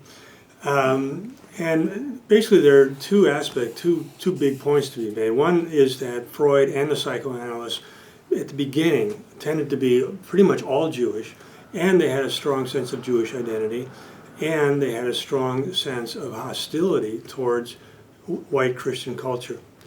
And the other aspect of it is that psychoanalysis was a very useful tool in combating white ethnocentrism and the idea of white racial identity. They developed a whole lot of theories that white people who were ethnocentric had some kind of sexual repression going on, or they had conflicts with their mother or something like that. In other words, having a sense of white ethnocentrism was seen as a psychopathology. There was a psychiatric case. Although Jewish ethnocentrism was never thought of in that regard. And again, it was one of these examples of a huge intellectual double standard, where these theories were never applied to Jewish identification or Jewish ethnocentrism. It was only white people who had a sense of their own ethnicity that were seen as pathological, as having something really psychiatrically wrong with them. Okay, this is from the ADL also. Again, I just like your feedback. It says, like other anti-Semites, MacDonald also argues that Jews promote deviant sexual morality, quote, at odds with the traditional culture of the United States, unquote. What's your feedback? I've never written about that to my knowledge. I mean, I don't know where they're getting that. Did they make a citation? This is on their ADL site. Yeah. But did they cite a specific part of my work? I'm sure not. So I've never made the claim that Jews promote sexual degeneracy or something like that. Okay. So just in your experience, defamations are just regular towards you. I mean, how do you withstand the avalanche, I guess? Well, this kind of thing right now, they say something about you, and you say, "I never said that." Right. But it's out there. That's happened before. Yeah. Well, I guess what you do is you just keep going on and writing about what you write about. When they make those claims, I mean, I'm just aware now, and I wasn't always aware, but I'm aware that this is a political arena, and in politics, it's not really like the academic world where you expect, citations and footnotes and well-argued stuff. In the political world, like the ADL inhabits or the Southern Poverty Law Center inhabits, it's just, they do what they can. It's a world that's governed more by expediency and what they can do. And so if they think they can make a smear, they'll do that. If they think it'll stick. So what the ADL will do there is to make a bunch of statements that are true, the things that I do say. I do say that Jews influenced immigration policy. I do say that psychoanalysis was really a Jewish movement that was composed by people who were not only Jewish but identified as Jews and saw psychoanalysis as advancing Jewish interests. And then they'll throw in something that I didn't say at all, and then people will be more likely to think that was also true. So I don't know where they get the idea that I say that Jews promoted sexual degeneracy. I've never said that. They say it again. Okay. Again, the issue I touched on this, I asked you this sort of before, but I still want to hit it again. When one starts investigating Jewish prominence in the arts and the media and whatever else, people come forward to say you can't generalize. Right. Well, so what? There are Protestants. Why are you picking on Jews? There are Catholics and all that. What's your take on that? Why is it an issue? Specific about the media? Well, no, about the criticism that you can't say that because it's meaningless. It's a generalization. There's too much diversity. Well, what I've tried to do, I think the issue of generalization is one I've always had to deal with, and it's a constant criticism. It's the first criticism that people usually think about. One thing I've tried to do is to make statements only about the organized Jewish community. Or I have tried to show that even though there are different voices, say in Hollywood, that the general thrust of Hollywood media has been in a certain direction, say pro-multiculturalism, pro-sort of typical sort of liberal Jewish attitudes that are typical of the wider Jewish community. And then what you can do is look at polls of Jewish opinions and show that Jewish opinions, say, on a wide range of issues are far different from the opinions, say, of Christians or of blacks or just about any other group. So Jews have a particular constellation of opinions in general, so that you can make generalizations based on polls. And again, you can always talk about the organized Jewish community. So you have to be very aware of generalizations, and I've always been acutely aware of that issue. Okay. Do you have any knowledge of the Jewish tradition I so found of spitting at the cross or burning the likeness of Christ at Purim? Do you have any knowledge of this stuff? I've heard that a practice in traditional Jewish societies has been to spit at Christian symbols and so on. Again, this is part of the in-group, out-group competition that Jews and non-Jews have been in over historical time. And Jews are having a powerful, strong attraction to their in-group a strong antipathy towards the outgroup have expressed that in a lot of different ways. And one of them is a traditional practice of spitting on Christian symbols in Israel. A big problem that Orthodox Christians have, if they wear a cross in the streets of Jerusalem, they will get spit at by Orthodox Jews. So it continues in Israel to this day. Okay. One thing you don't hear very often in public, we all know about anti-Semites and all the kind of slanders or what have you that went towards the Jews.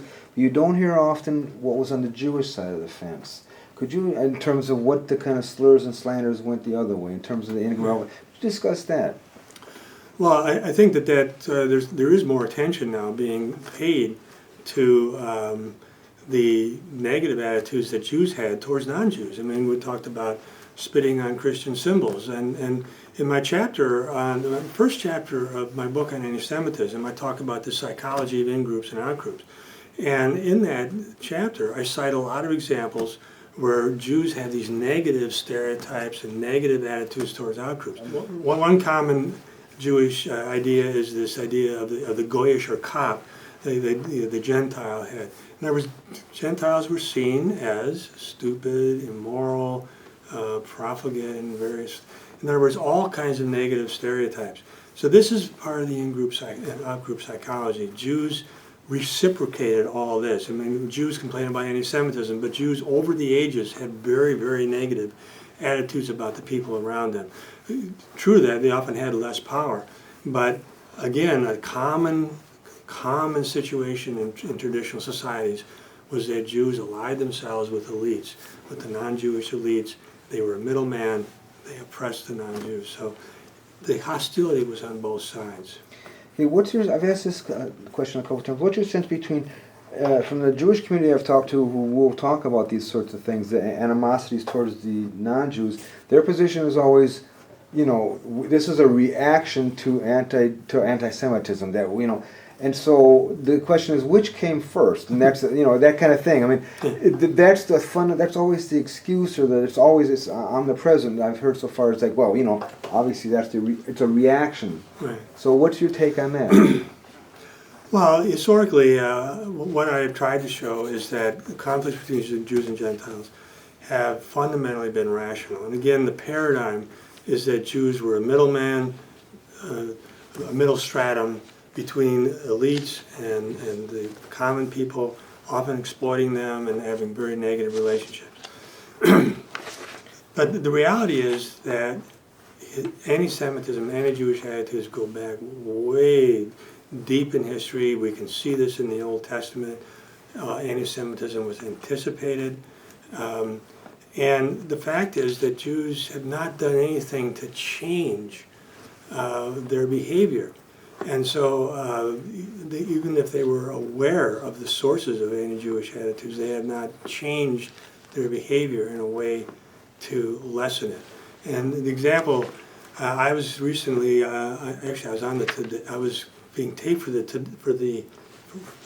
Jon Stewart's Daily Show, and they asked me what could Jews do to change their behavior in America right now that would make you not dislike them. And I said, well, Jews could stop promoting and backing massive non-white immigration. But are Jews going to do that? No, they're not going to do that. They're going to continue to support non-white immigration. I see that as against my interests as a white person. And so they're not going to change what they do. And so the attitudes are not going to. In fact, there's a Jewish historian that made a very important point. He said that Jews have traditionally been aware of anti-Semitism, but they've also not changed their behavior in reaction to it. So did that Jon Stewart thing go on? They never aired it. I wrote a blog about it. It's on VDare. about what happened. But they had a long interview. Flew me to New York and the whole thing. They weren't, given the nature of that show, they weren't going to belittle you? It didn't matter? Well, that's what I was worried about, but then they decided not to air it for whatever reason. Huh.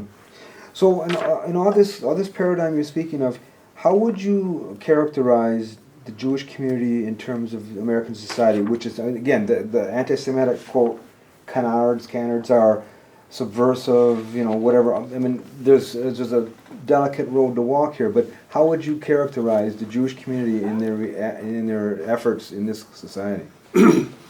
I think, in general, the Jewish community has been motivated within the society by two main emotions. One is fear. That is, they fear the power of the surrounding society. They see the rise of Nazism, National Socialism in Germany, the rise of Hitler, as something that they, is a possibility.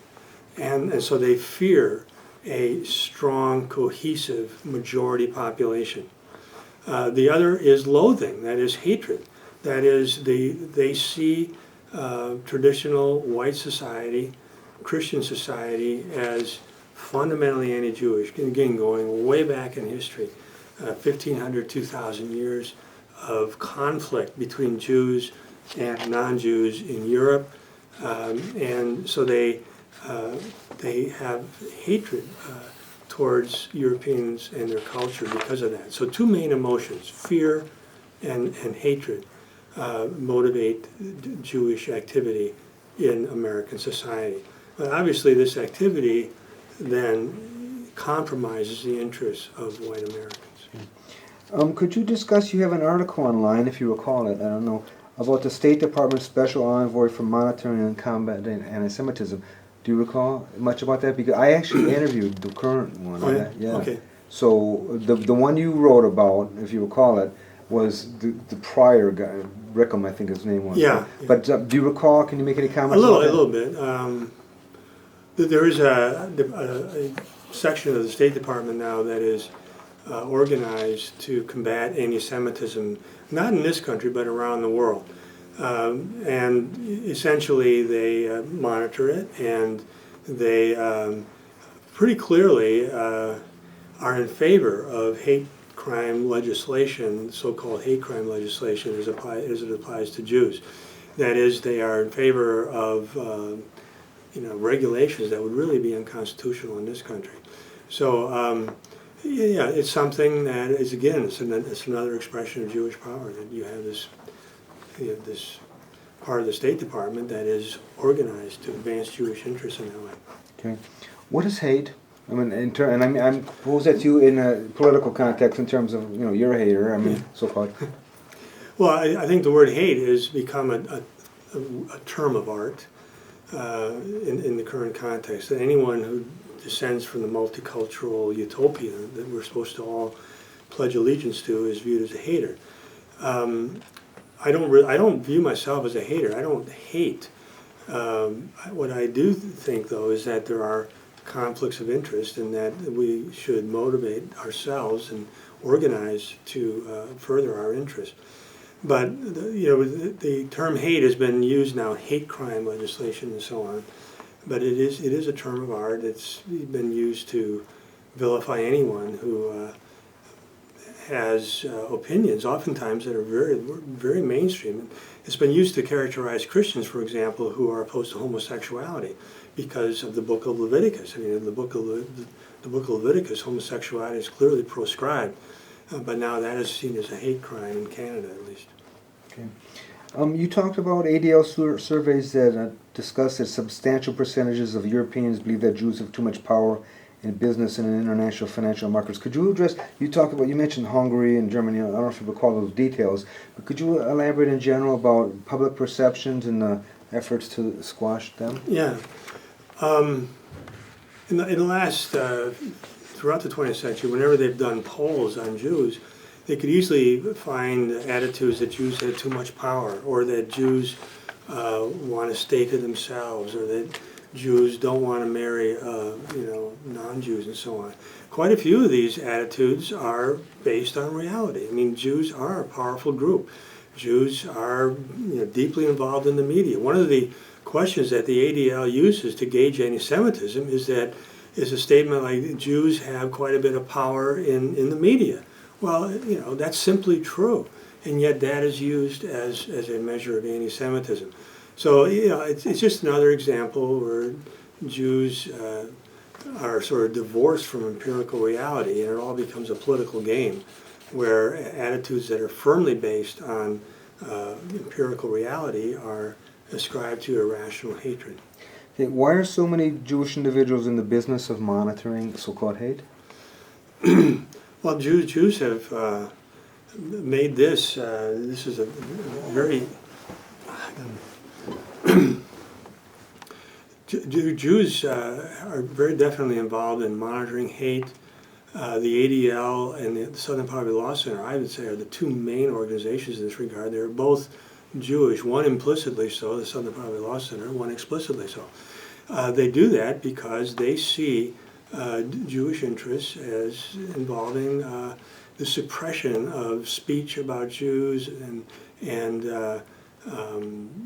they see that as advancing their interests, as simple as that. So, yeah, they're deeply involved in that. Okay.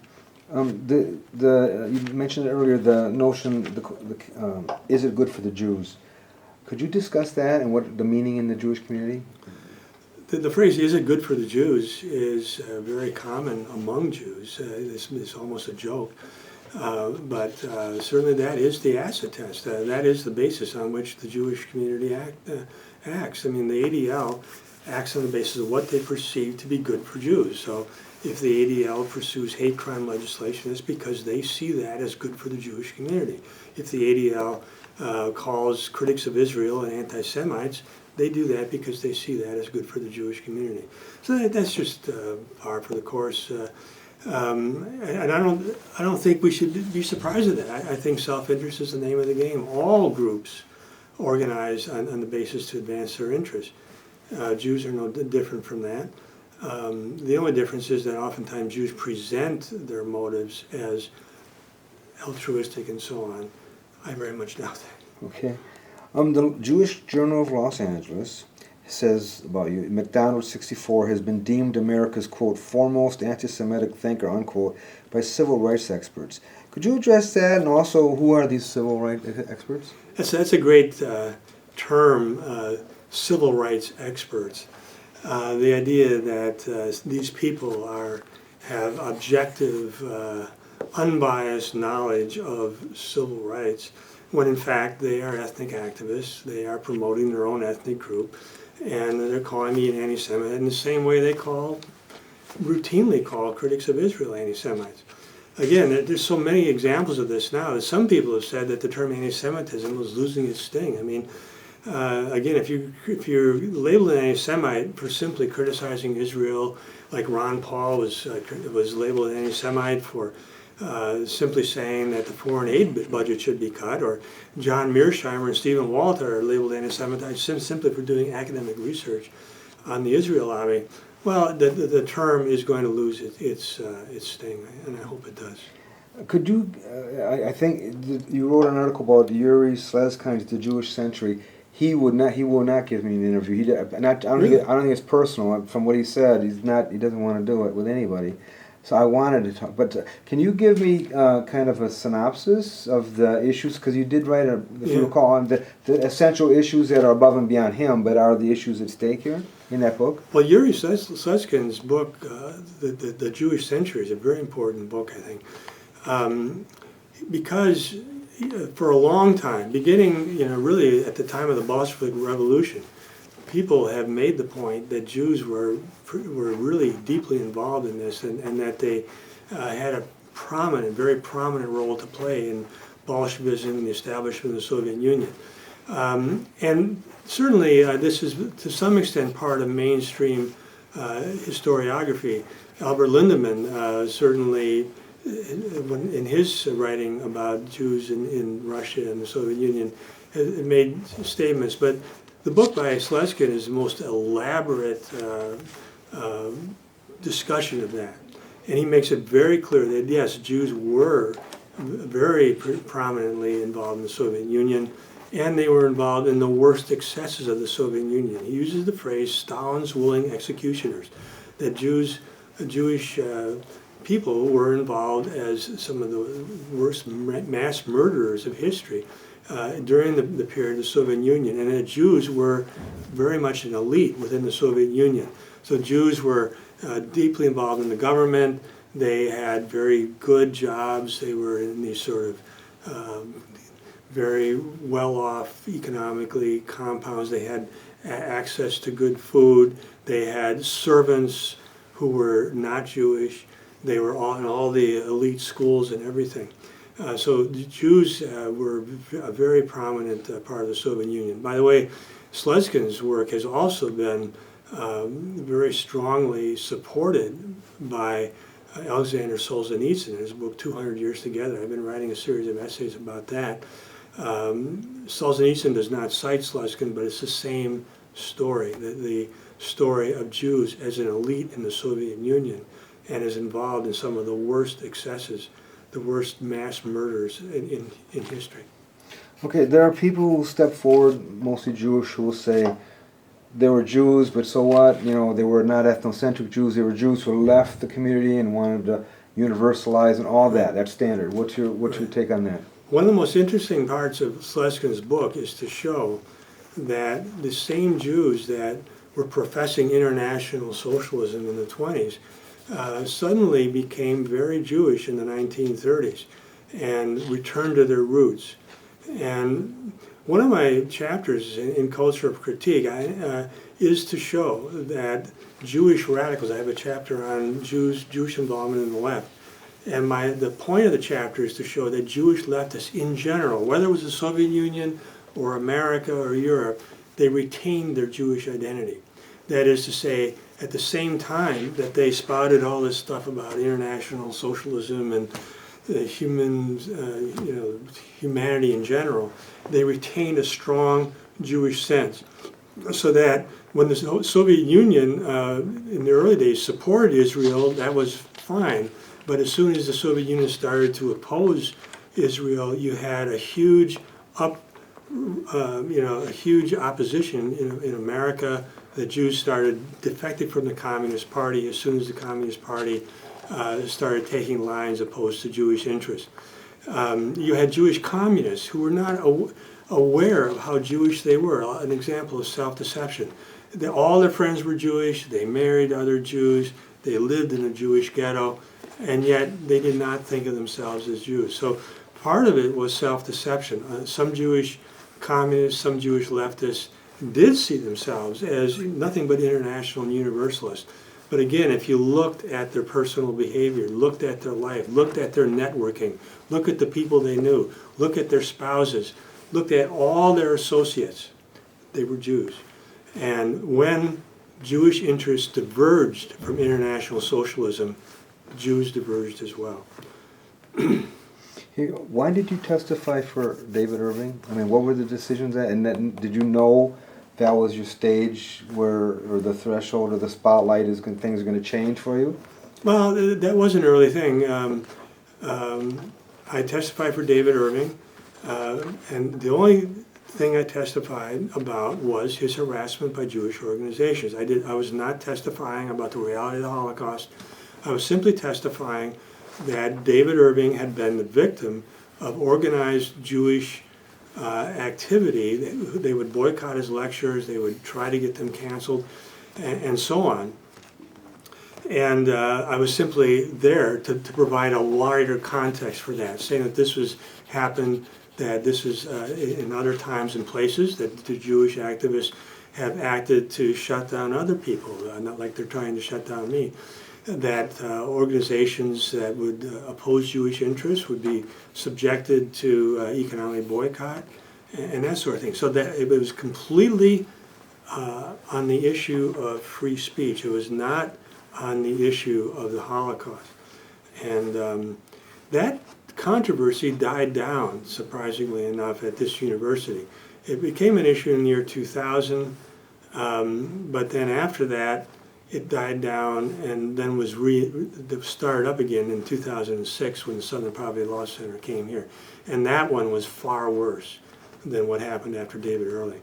Because, I mean, I made a very principled point about David Ehrlich. I mean, in the same way that the ACLU says that Nazis can march in Skokie, that's their free speech right, I was saying that David Irving has a right to speak, even if you disagree with his views. Simple as that. Could you address more of this SPLC thing? Tomorrow I have an interview with William Robinson. Do you know who he is? No. UC Santa Barbara, who was... Oh, yeah. I'm going to have an interview with him. It's a very similar kind of thing. Right. Abe Foxman came, and could you discuss your experiences? What happened here? How were you under the gun? Well, what happened was that in September, at the beginning of the semester, right before the semester actually, in 2006, the fall semester, everybody in the department got an email, which was sent from just anonymously by somebody who said, Kevin MacDonald is teaching in your department. He's a known anti-Semite. Why do you allow him to teach in your department? And so that people started noticing. And then next thing you know, the Southern Poverty Law Center picked that up.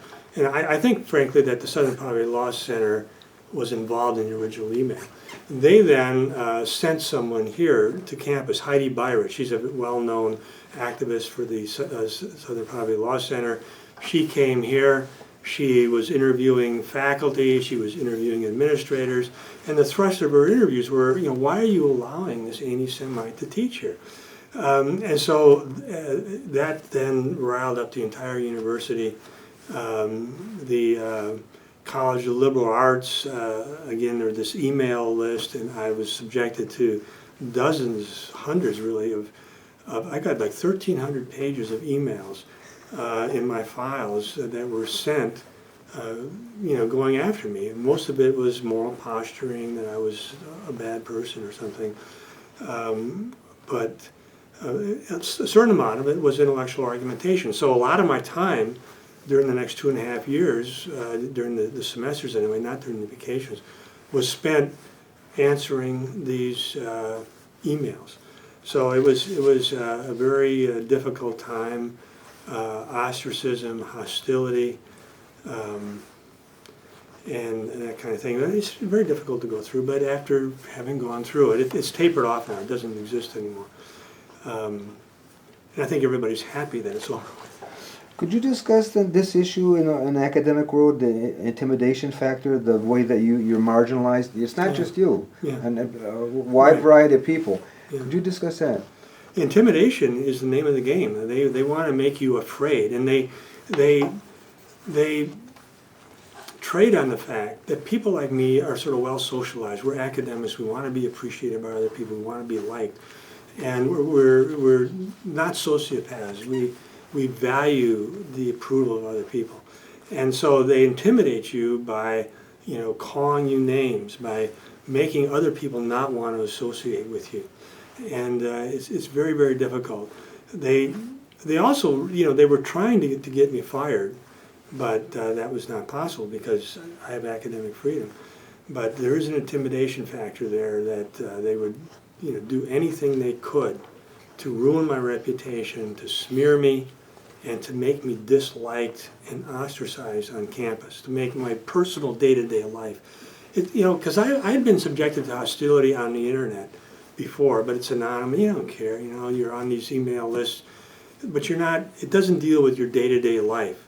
But I would have to come into the university here every time I would teach. I'd have to go into class. I would know that my students would have these ideas about me. I would know that the faculty would not talk to me.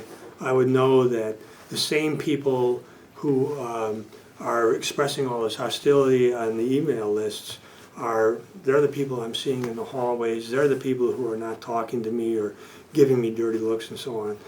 That was tough, very tough. That is very hard to go through. Would you have embarked on all this if you were not tenured? I would not have done this without. I'm not foolish, and I always tell people, because I've had a whole lot of young people say, I want to get a PhD in history, I want to get a PhD in psychology, and I think you're right about all this stuff. I tell them, do not come out until you get tenure. And that means that most of these people don't even have their PhD yet, so you have to be a secret agent for a while. And even after that, it's going to be difficult. And especially if you're at one of these universities where your salary is dependent on a department chair or a committee. Because then, at this university, it's just like a union kind of thing. And depending on how long you've been here, you have a certain salary. But at a lot of universities, your salary is connected to what the department chair or a committee says, and they will cut your salary in a heartbeat. Okay. May I ask, the thing I've run across a lot with Jewish scholars is, the complaints and the bitterness and the hostility to Christianity, and it's cited over and over and over again as a foundation for anti-Semitism or in various degrees. But the thing I've asked a few people was, what's curious to me is if you're looking for, like say, the origins of the Holocaust, or you're looking for hostility, why isn't anybody going to the Old Testament, the Torah itself, where you have a recipe for genocide, and all? Could you address that, those kind of paradoxes? Why isn't people go? If you're going to understand Christianity fully, you got to go to the Old Testament too. Right. Well, I think the Holocaust, has become the central cultural icon in the West now, and part of the Holocaust then is what caused the Holocaust. Well, one thing is that people have said is Christianity caused the Holocaust. And it's ridiculous. I mean, the Christianity happened for a long time without the Holocaust. There have been times when Christians got along quite well with Jews. But I think that we should also look at the Old Testament, that the Old Testament is filled with hate towards outgroups, filled with genocides. I mean, if you look in Deuteronomy, Moses commanded Joshua to kill everything that breathed. I mean, not just people, but animals. I mean, everything. And that's this Old Testament mentality, is absolute hostility towards the outgroup. And so Jews, of all people, should understand hostility towards outgroups. And when you have conflicts of interest between Jews and non-Jews, that this triggers some very, very deep psychological mechanisms in humans. Mechanisms of between-group ethnic conflict. And when those are unleashed, very bad things can happen. You say political correctness, which now determines behavior or innocence or guilt, has been infixed into America's collective consciousness by the powerful Jewish forces in the academic and media worlds. Could you address that issue, please, of political correctness and where that came from and why? Well, this is the topic of political correctness, where it comes from is, complex. It's not a simple thing. But, and I've written at length at this, so I think that anything I could say now in a soundbite would not be adequate. But I have made the argument that Jews obtained very prominent positions in the academic world. The culture critique, really one of the subtexts of that is the takeover of the academic world by the political left, by the Jewish political left. And so you had Boasian anthropology, and you had psychoanalysis, you had the Frankfurt School influencing sociology. So you had a sort of the main departments in the humanities and social sciences were inundated with these really attitudes that reflected Jewish sensibilities on the left.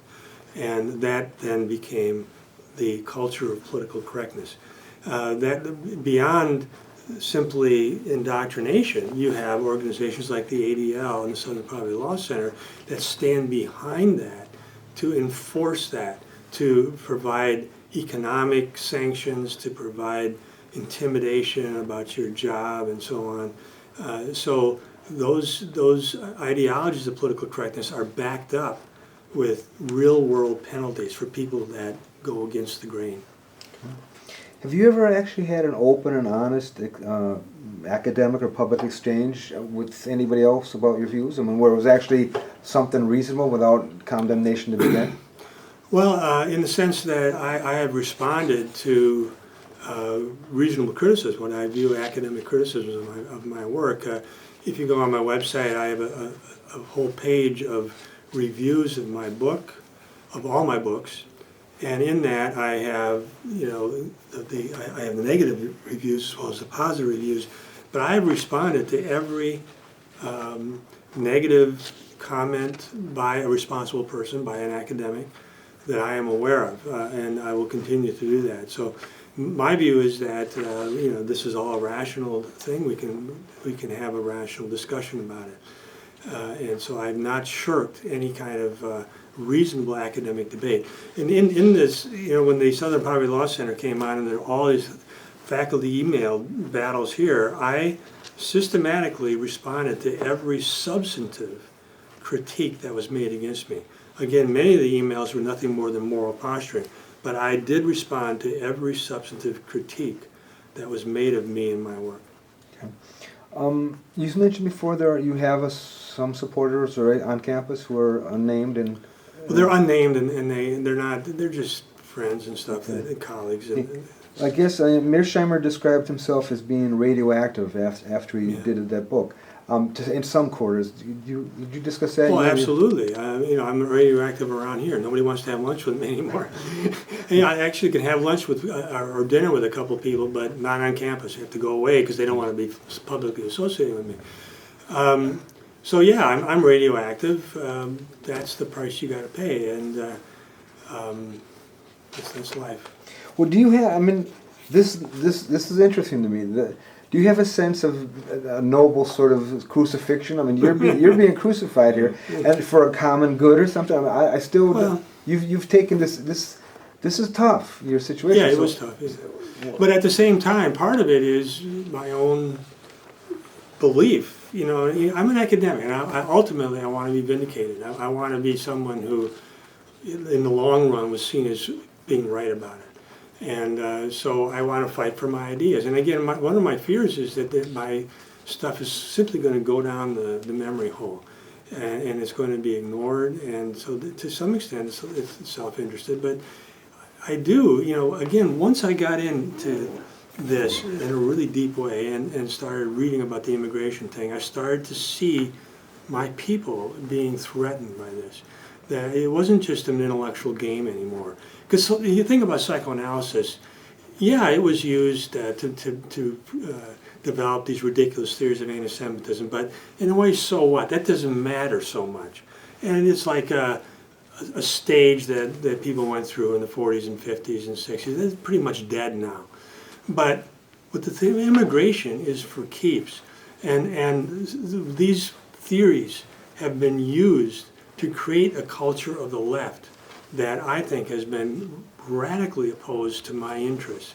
And so at some point it has become personal, and I do see myself as actively engaged. And you could say I'm on a crusade at this point. I am concerned, and I'm motivated. I'm motivated to work hard. I work, you know, pretty hard at what I do. And I'm at an age when a lot of people are, you know, going to Las Vegas and traveling. So I'm working hard because I'm trying to advance these ideas.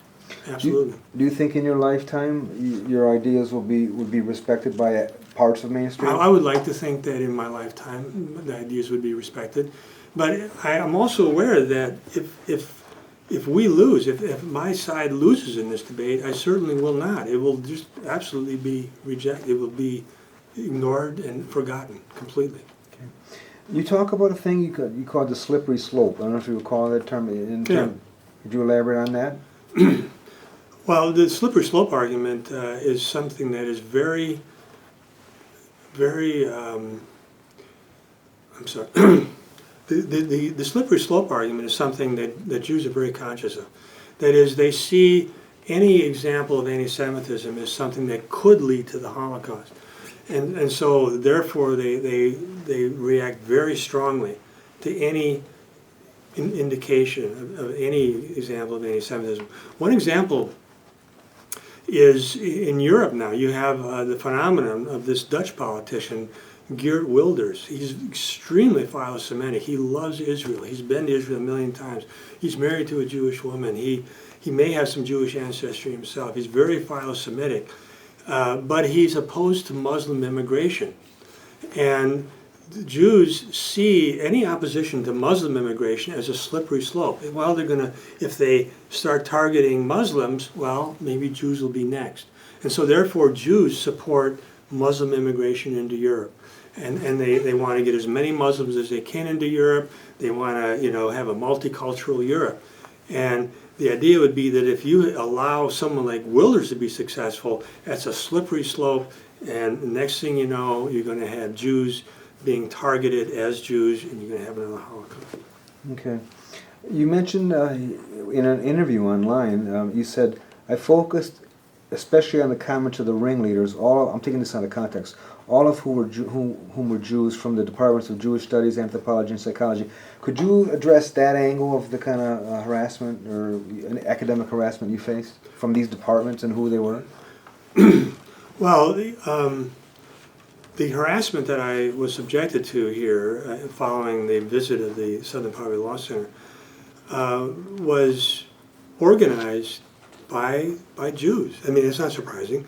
I was seen as an anti-Semite, and the people who organized the opposition to me were Jews. Now, they were joined by other people, certainly other ethnic minorities around campus. In the university now, you have all these departments of ethnic studies. You have Latino studies, you have black studies, you have Asian studies, and so on. All these people, they were unanimously against me.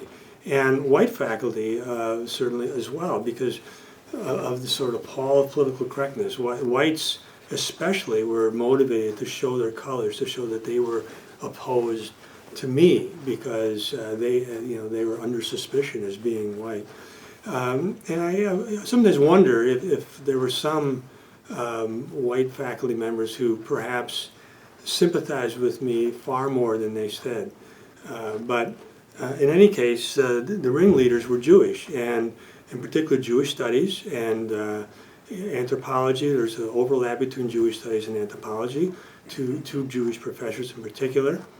And in my department, there was a Jewish professor who I'd been friends with in times past. We played tennis, we were good friends, but when this happened, he became my biggest enemy and was organizing a lot of the activity against me.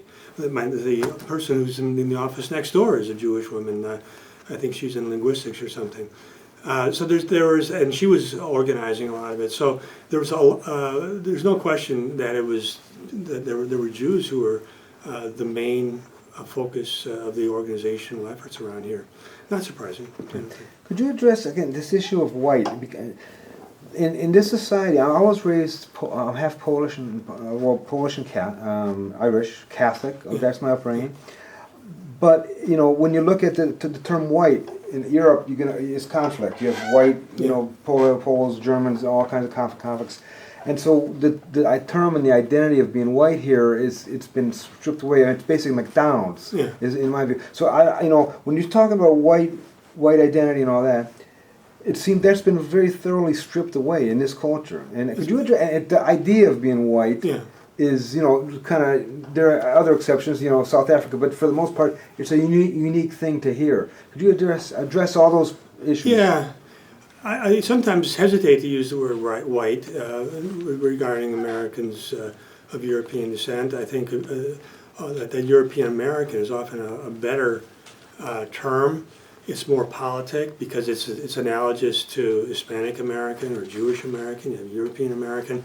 But the term white, I don't want to get rid of it because it does refer to all people of European descent.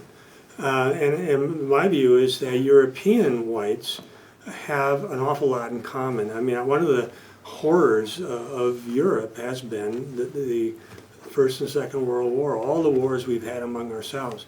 I would like to see whites as viewing themselves as having a set of common interests in Europe and in America, in Australia, New Zealand, Canada, and wherever whites are, that we have a common set of interests. And I don't want to get rid of the various nationalities in Europe. I think it's wonderful that Poles have Poland and Spain and Ireland and so on. I think those are wonderful local national cultures. But whites should understand we're in a much bigger world now. We don't, we have to assert ourselves as whites. Poland by itself cannot have as much power, or even France or Germany, any of those countries, as they could have as a common having a sense of common white interest. And that certainly the European Union is a step in that direction. But the European Union, unfortunately, has, on the one hand, they promoted mass immigration to make Europe itself less white, and they have done what they can to suppress national cultures. They don't want the various unique national cultures in Europe. I would like to see those remain. Judging by some of the biographies about you online, you were originally in Wisconsin. You were socialized to the left and right, or liberal, right. with all that. What in your process changed? Where was the trigger? What was the time when you began to move away from that worldview? Yeah, I think it was gradual after the 1960s. I was very much on the left in the 1960s. I got sort of indoctrinated into the sort of leftist political subculture in Madison, Wisconsin. I've written about that pretty extensively. Actually, it was pretty formative because I did see a sort of up close and personal Jewish influence in the academic world there. But after I got away from that, I gradually became more conservative and more, I think, in tune with my roots. That meant becoming a Republican in the 1970s. I voted for Gerald Ford. By 1980, I voted for Ronald Reagan. I was happy that Reagan became president. And that made me an academic outcast. I didn't talk about my political beliefs because even a moderate conservative like Reagan, who was very much in favor of immigration and all that, was completely anathema in the academic world by that time. So I gradually became more conservative, but at the same time, then, almost sort of by accident, I started reading about Jews because I had the theoretical idea about group competition as an aspect of evolutionary thinking about humans.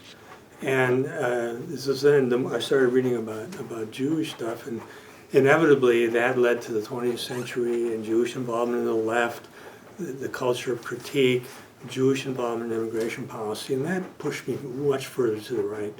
And it became much more identified as a white person. It's interesting that my understanding, my reading about Jews and how ethnocentric they are, how much they're, trying to promote the interests of their people, resulted in me wanting to identifying more as a white person and seeing my own having my own sense of interest, and seeing Jews as acting in opposition to those interests. Are Jews then the template for ethnic nationalism? Yes, I actually wrote a book, an article called "Are Jews a Good Model for the West?" And the idea is that, Jews are strongly ethnocentric, that they have a strong sense of their own self-interest, and they're very well organized, and so on. Well, we should emulate that. We should be well organized. We should have a sense of our own ethnicity. We should have a sense that we have interests that are not the same as Jews and not the same as African Americans, and so on. And that's absolutely normal. Every other group does it. We should do it too. Okay, with the rise of the Nazis in World War II, you talked about this a little bit. Did American Jewry seek to create a multicultural society in which they could not be easily singled out for hostility? Could you elaborate on that issue? Yeah, I think what happened is that prior to World War II, the political left was basically a class-based thing. The left was in favor of labor unions and the working people, and the right was sort of in the favor of business interests and so on. I think, though, that Jewish intellectuals, when they saw what had happened in Germany, in National Socialist Germany in the 1930s, that the working class Germans had become very much in favor of the National Socialist state, that they had become, followers of Hitler, that they sort of soured on the working class, and they viewed class-based political action as not the way to see it.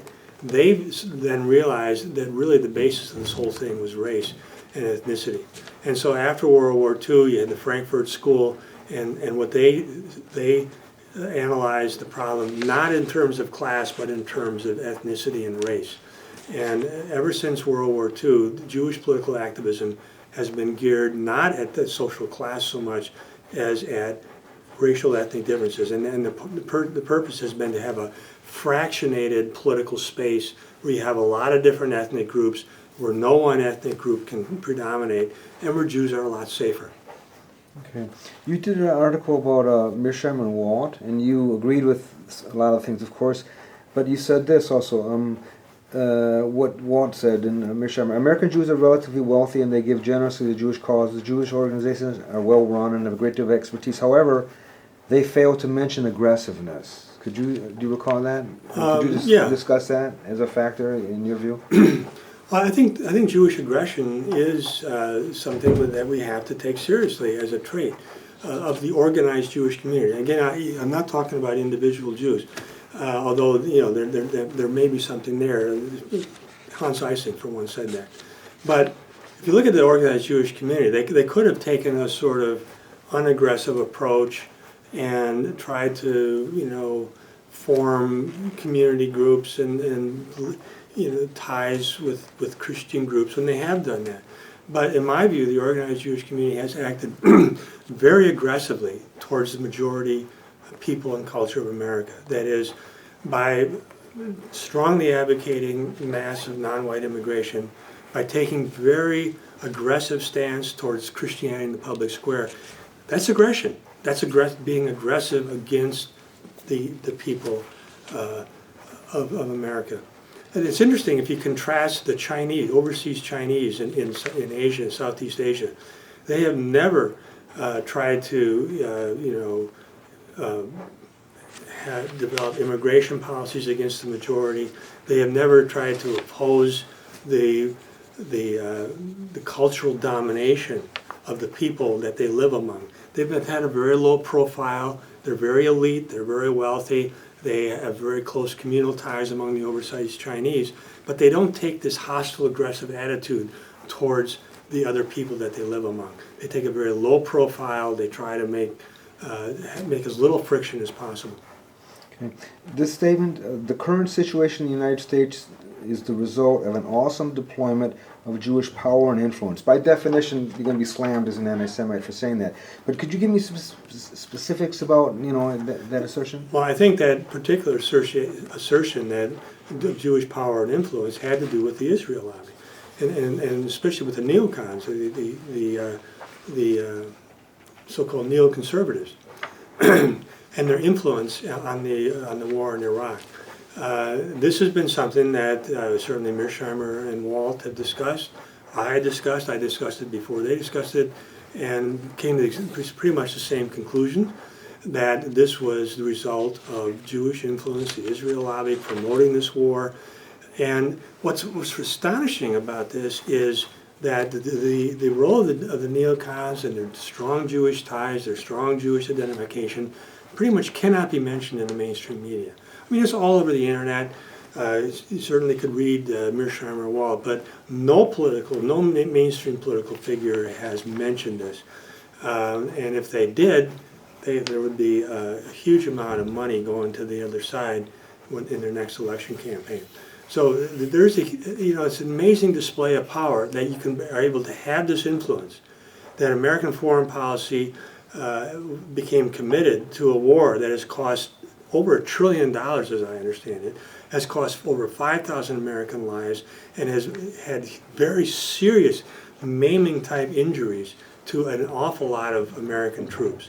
And yet the Jewish influence and how this came about simply cannot be discussed in mainstream media and political circles. There's never mentioned, say, of Hannity or O'Reilly or even Glenn Beck. None of those people will mention it. So it is on the internet. Mearsheimer and Walt have certainly discussed it. A lot of people have now, but it is off limits in the mainstream media. Could you discuss the uniformity of even the political talk show hosts on the right, Limbaugh, Hannity, but all of them are supportive of Israel automatic. Could you discuss that? I think that the way that conservatives have been allowed to sort of join the national debate is to be pro-Israel. That is sort of something that has sort of allowed them to be part of it. And the other part of it is that they have not opposed immigration. They have not really made any fundamental critiques of massive non-white immigration. They've pledged allegiance to the proposition nation idea. They have the idea that America is a land of democracy and freedom, has no ethnic basis at all. So if you were conservative within those constraints, you are allowed to have a position in the mainstream media. And if you're not, if you stray off the reservation on that, if you start talking about Jewish power, if you start criticizing immigration, not just illegal immigration, but legal immigration, you will be out of a job pretty darn quick. Could you address Jewish particularism? And I hear that a lot from Jewish scholars, and in counter-distinction to universalism or something. Right. Jewish particularism refers to the idea that simply that policy positions are evaluated on the basis of whether it's good for the Jews. I mean, it's, in other words, the standard has to do with Jewish interests, rather than some universal moral quality. Like, for example, freedom. Is democracy good? Well, if democracy is a sort of moral universal, then you should agree for it in all times and all places, I guess. Jews tend to have strongly moral particularist point of views. That is, torture is bad only if it compromises Jewish interests. One of the most amazing things written recently has been Alan Dershowitz, strong pro-Jewish, rationalizing torture in the case where Jewish interests would be compromised. So I think that it's a characteristic of Jewish ethics going way back. If you look at Jewish religious writings, strong differences in the moral consequences depending on whether it affects Jewish interests or not. Okay, I asked you this before. The issue of Jewish peoplehood. Do you know what that is? And do you have a sense of what? Can you pinpoint? I've heard that from the Jewish community. What on earth is that? Peoplehood, as they use it. Jewish peoplehood is simply the idea that there's a certain coherence to Jews as a people, and it often has a sort of biological connotation. That is, that they are a people with a biological coherence, and that sense of Jewish peoplehood is supported by modern studies of Jewish population genetics.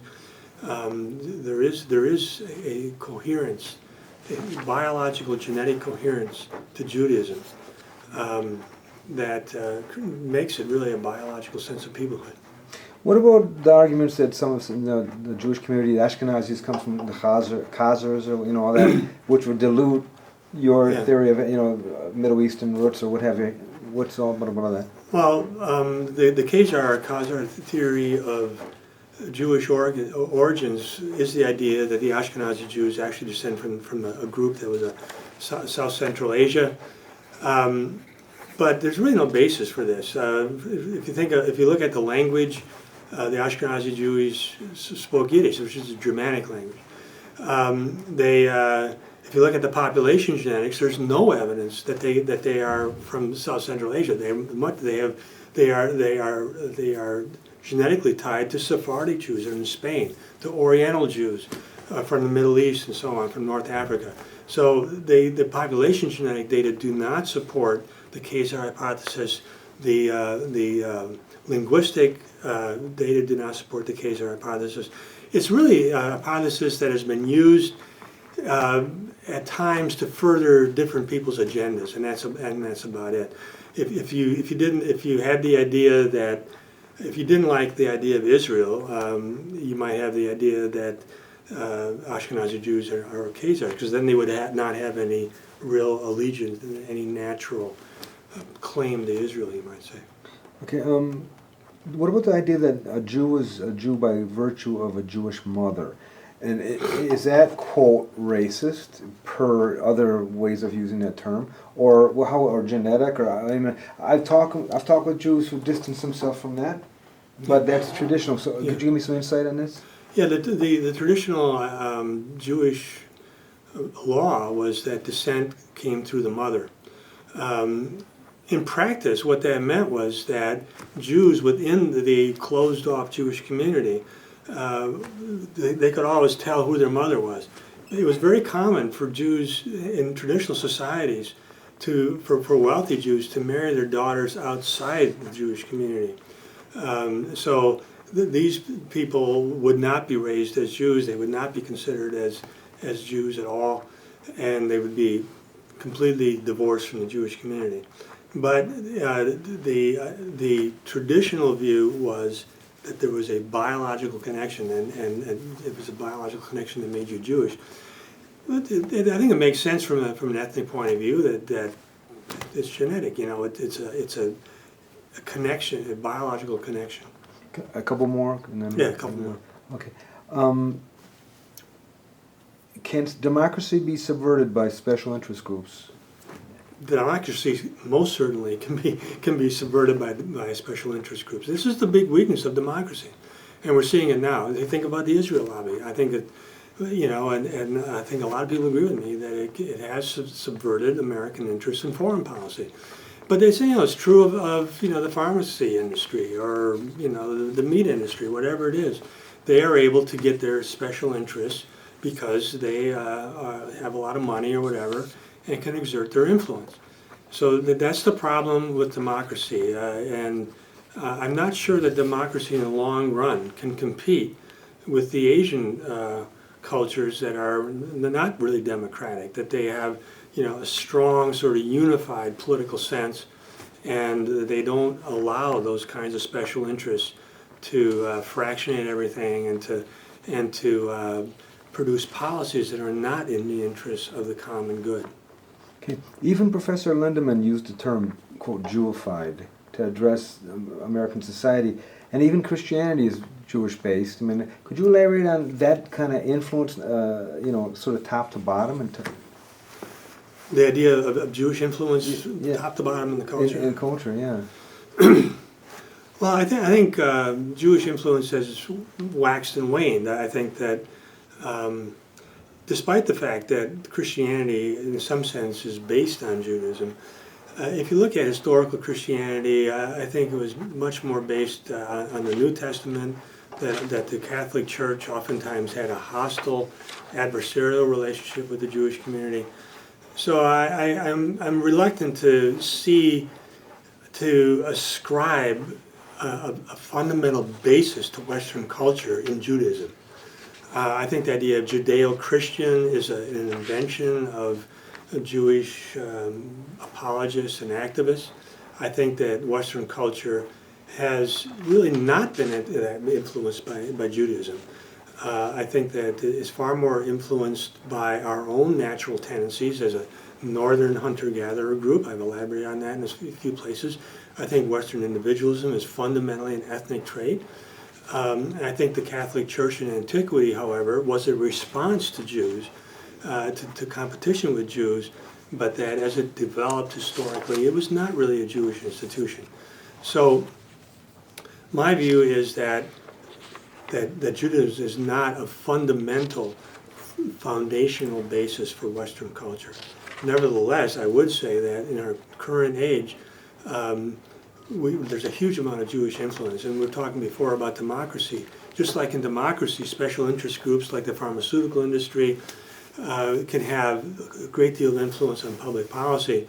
In an open society like we have, Jews can have a huge amount of influence because they are very well organized, because you have a huge amount of ethnic networking. You can have domination of industries like in Hollywood. The movie industry, there's no question about it, is dominated by Jewish-owned companies, by Jewish producers, Jewish ethnic networking. And so in an open society, you allow these things to happen, and ultimately you're going to have a huge influence of groups that are well organized and well funded, and Jewish groups are organized, and they are very well organized and well funded. Okay, two more. Okay. Bless your heart. Thank you. Franz Boas, you discussing that influence, what that means? Franz Boas was a critically important influence in anthropology and beyond that. But Franz Boas absolutely rejected the theories in anthropology in which there was a sort of biological basis to race, that the races were different because of their different evolutionary histories, rejected the idea of eugenics, that people could take charge of their racial qualities, and they could root out genes for mental illness, root out genes for low IQ, root out genes for impulsivity and lack of parental care and so on. So he came along and produced this theory of cultural relativism, where no one culture is better than any other. Western culture is no better than any other, could be worse than other cultures, and it really destroyed the Darwinian worldview that was dominant at around 1920. Just rooted it out. And so even by 1930, all of academic anthropology became dominated by a sort of environmentalism. Genes were important, race wasn't important, and that has persisted to this day.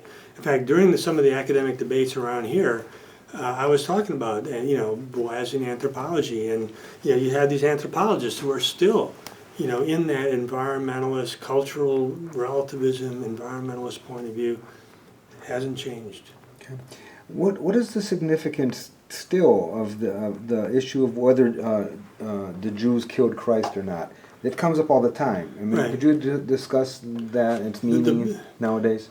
The people who mainly discuss the idea of Jews killed Christ are Jews. I mean, it's not common in Christian circles. But what has happened is that Jews have erected this idea that Jews killed Christ into the major source of historical anti-Semitism. In my view, this is a fundamental mistake. In other words, it's a way of saying that all historical anti-Semitism is fundamentally irrational.